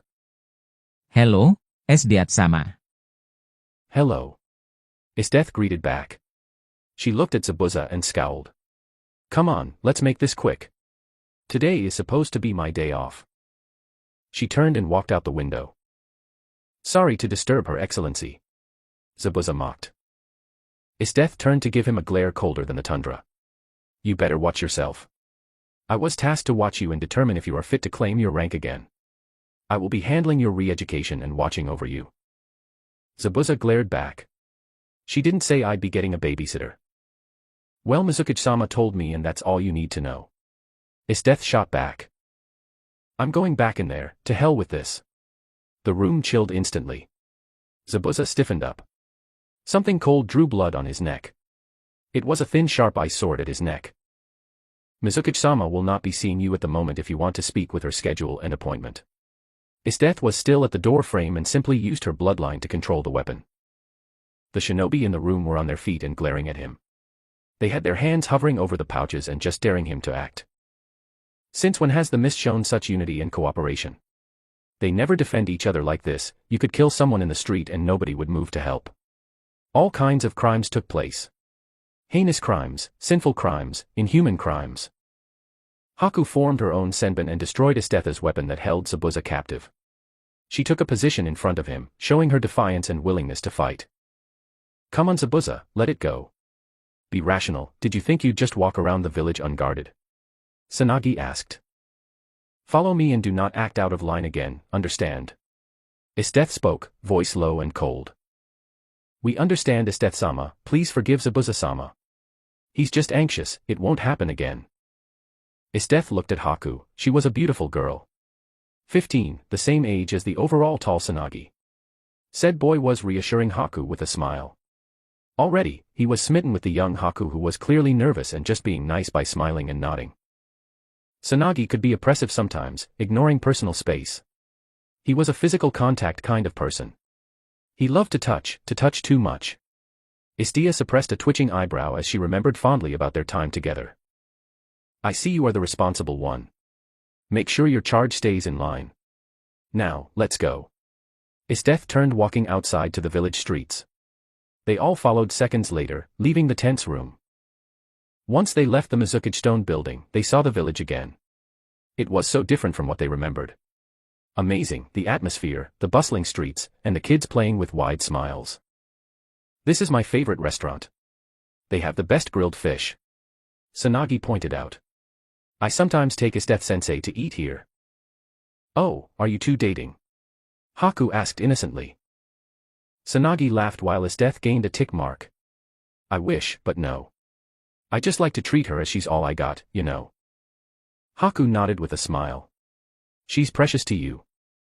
Sanagi snaked his arm around Esteth. More than you know. They all heard a horn sound over the village. Sanagi let Esteth go as they began walking again. Zabuza looked to the west where the horn came from and his eyes flew open. What the fuck? Who is that? They followed his gaze to the statue. Mizukage-sama's Susanoo. She used it to beat Yugura in the Battle of Revolution. And that red flame is Sengen-sama, the Uchiha's goddess and our unspoken goddess as well. Zabuza couldn't believe it. He knew of Naori, her strength was worldwide. Everyone knew of her feats of battling Jinchuriki and changing landscapes. But a goddess? Uchiha goddess? The village goddess? No way the Bloody Mist believed in gods. They only knew demons, like him, Kisame, and the rest of the 7 ninja swordsmen. How is fire a goddess? Zabuza asked. Not the fire itself, idiot. Esteth swiftly insulted the men. She made the fire, we all witnessed it when the statue was unveiled. The Uchihas were a literal godsend for this country, so it's only fitting that their goddess becomes ours. Come on, I'll take you to the Colossus Susanoo. Esteth named the statue. She also wanted to see the return of her close friends Amiri and Haribel again. The ocean was in sight along with the crowded port. The massive ship sailed toward him slowly. The ship flag lazily waved in the breeze of the cool ocean. It was such a beautiful day. They all heard a laugh float over the ocean and crash into their ears. Standing on the very tip of the ship was someone Zabuza knew very well. One of his comrades he hadn't seen in years. Amiri, Ringo. She's still alive. Zabuza stuttered out in disbelief. It's not Ringo anymore. Her name is Amiri Uchiha. She's a married woman. Esteth corrected the gapping man. Married? To who? Esteth chuckled. You already met him, remember? Shursue Uchiha is her husband. Sedman was standing a couple feet away watching with clear excitement. The ship pulled into its position first, traveling under the legs of the statue. It stopped in its assigned lot, the anchor dropped shortly after. They all saw a bridge be dropped onto the wooden deck seconds later. The crew of the ship began exiting and reuniting with family, friends, and loved ones on the dock. Amiri vanished from the ship. She was seen again in the arms of her husband. They kissed deeply, still in each other's embrace. Zabuza just blinked, staring and blinking again like something was in his eye. Was he seeing this right? She had grown, also becoming a woman, a beautiful kunoichi, strong and dangerous. Her 2 kiba blades were strapped on her waist, slightly covered by the captain's cloak hanging on her shoulders. Another woman appeared next to Shursue, one Zabuza didn't recognize. Said woman was tall and caramel-skinned, athletic and toned. She dressed in white and had the biggest pair of tits he'd ever seen. And also massive amounts of chakra to the lights, which reminded him of Kisame. Is she also a Hashigaki? The woman was pulled into Shursue's arms as well. No fucking way.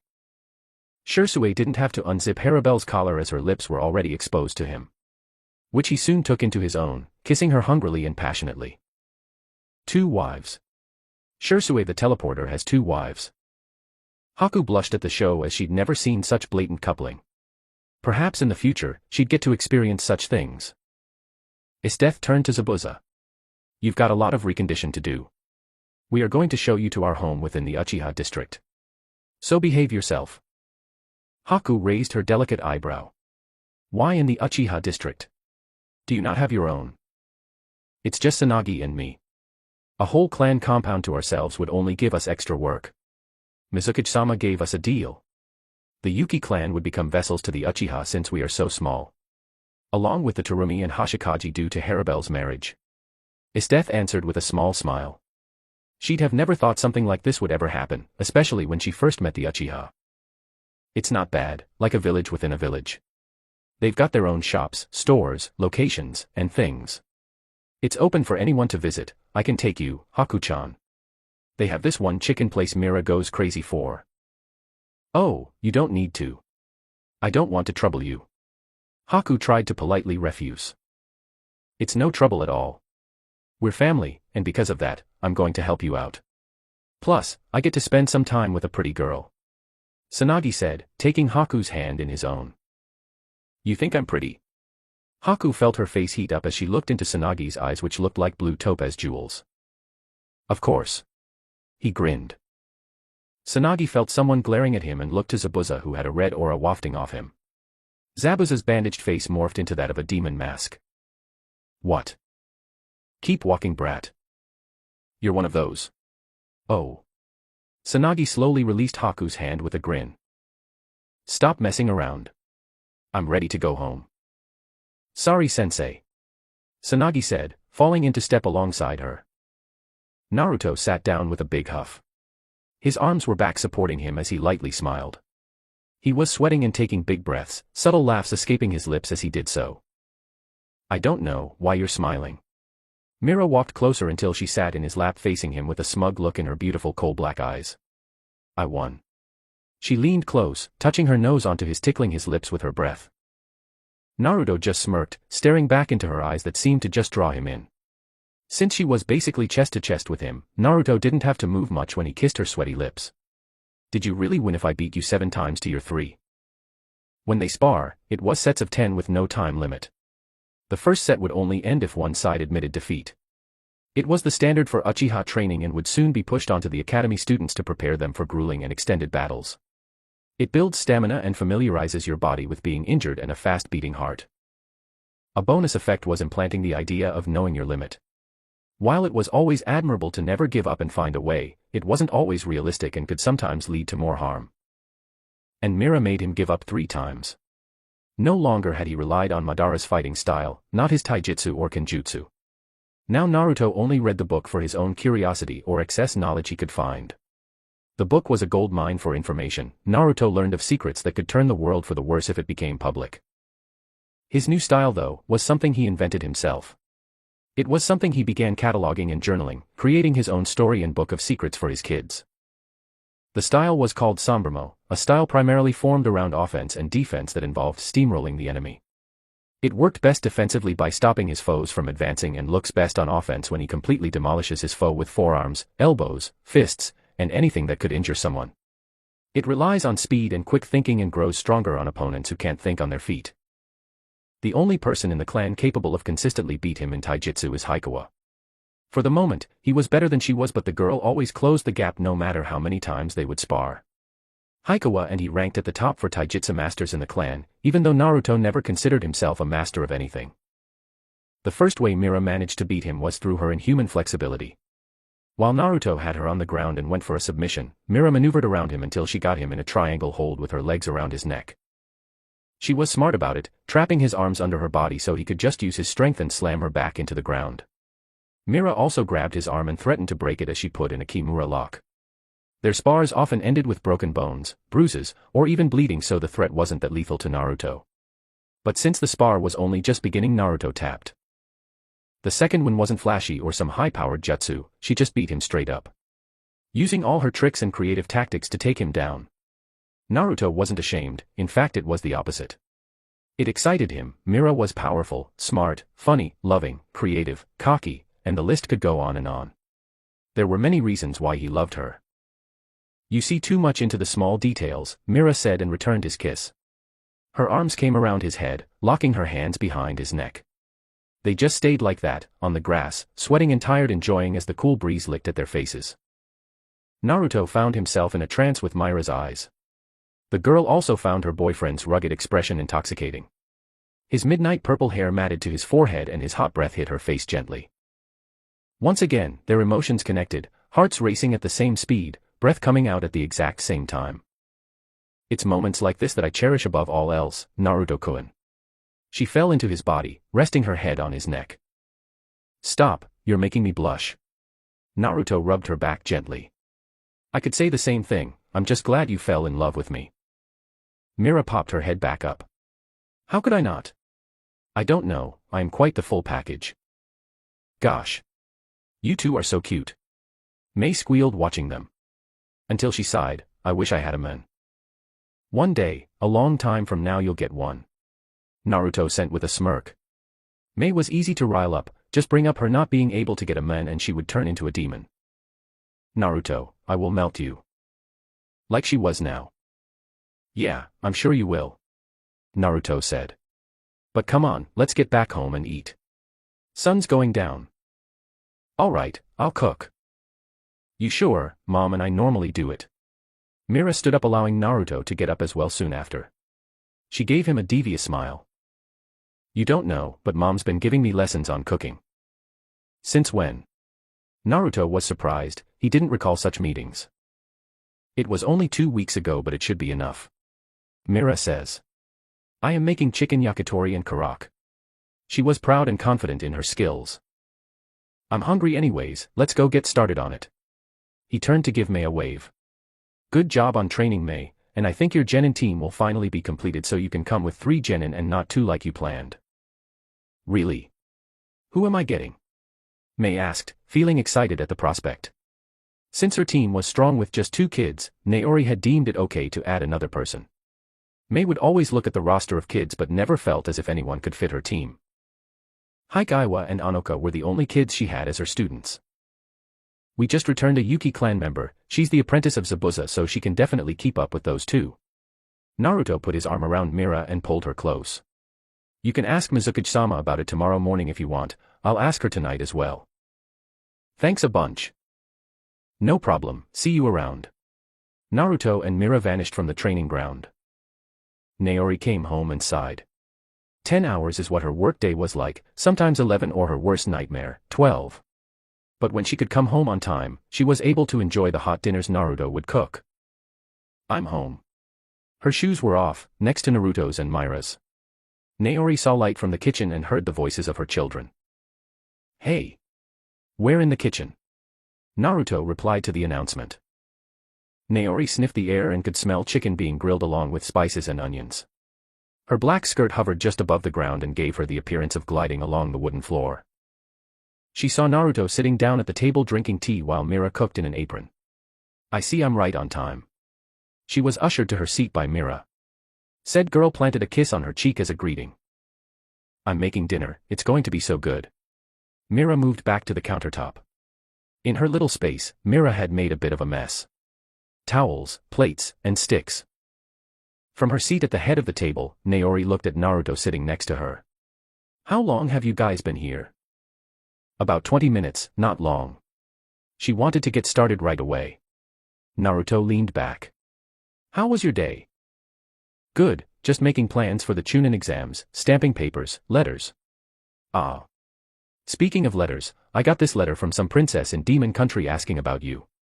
It's worrying, to say the least. Naori pulled the letter out and slid it on the table to Naruto. Naruto took the letter, opened it, and observed the neat handwriting. His eyes also widened while he felt his heart drop to his stomach. I've never met a Cheyenne. But I don't think this is fake, I can try and communicate with Sengen-sama tonight during prayer. Please, because she asked for you specifically. I haven't sent any team northeast near the Land of Stone, word could have spread. But still, asking about you and mentioning Sengen-sama. Naori began nervously tapping the table with her finger as she showed a worried expression. Naruto reached out and grabbed her hand. Mira came and sat a glass of wine in front of Naori with a smile. Don't worry mother, I remember Sengen-sama saying we would need a priestess. This must be her. Naori squeezed back and let out a breath. She took a sip of the ruby red wine, her favorite. Yes, this Princess Cheyenne. I don't remember hearing anything about us having a separate clan. They couldn't even go and ask the elders of their clan since the rest of them had passed away and had their bodies cremated. Just let it be mom, we'll be with Naruto-kun if anything goes wrong. As of now, just eat this food and tell me what you think. Mira placed the smoking plate down for Naori. 3 sticks on each plate along with 2 karak as the sides. It smelt good, and Mira was drooling in anticipation. Before she could dig into her creation, they all placed their hands together. Itadakamasu. Naori took one of the sticks in her hand. She could feel the heat, and the warm sauce falling to her fingers. Naori bit into the juicy chicken, some of it popping onto her face as she ate. She smiled, and Mira squealed. It's good. I guess we'll have to let you cook some more. Naruto nodded, biting his own as he wiped his face off the juice. Sengen-sama, I was contacted by the priest you mentioned to me years ago. Just to ease my nerves, if you could please answer your humbled chosen. Is Shion Uchiha the priest I need to protect? Naruto sat on his knees praying next to Mira. In front of them was a low table with a single candle illuminating the dark room. His mind remained silent, and Naruto wondered if Sengen wouldn't answer him. He'd understand if she didn't, as he was only human, serving a higher being. Naruto's job was to answer the calls, not to call back. The candle in the room changed from a peaceful orange to a blazing crimson. Since Naruto and Mira's eyes were shut and heads down, they didn't see the change in light. Yes. It was a whisper, faint. Like a voice floating to his ears amongst the wind from yards away. It was enough, and Naruto was grateful to have received an answer. Thank you. I now know what I must do. This trial will not be the end of me. Amen. Naruto finished praying, feeling at ease now. The flame was still going, lighting the room orange. He'd blow it out whenever Mira finished and got into bed with him. Mira said amen and blew the candle out. The room fell into cozy darkness and Mira moved to the bed to take her place in bed. Once she was under the sheets, she was trapped by Naruto's arms around her stomach. Not too much. Mira batted his active hands. He was trailing them on her stomach, tracing the outline of her abs and wandering. Naruto's head was next to her ear and neck. I'm not doing anything. He whispered, making a shiver run down her spine.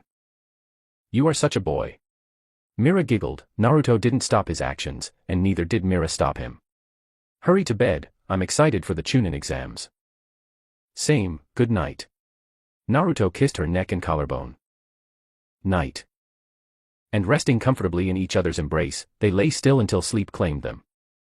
Alright, that's it, hope you enjoyed, and if you did, please like, subscribe and comment, and don't forget to share the video with your friend, and check out my Patreon for early access, lemons and exclusive content, and that special picture-in-picture mode for all y'all mobile listeners, and support the story's author. Link to all that will be in the description. See you in part 5.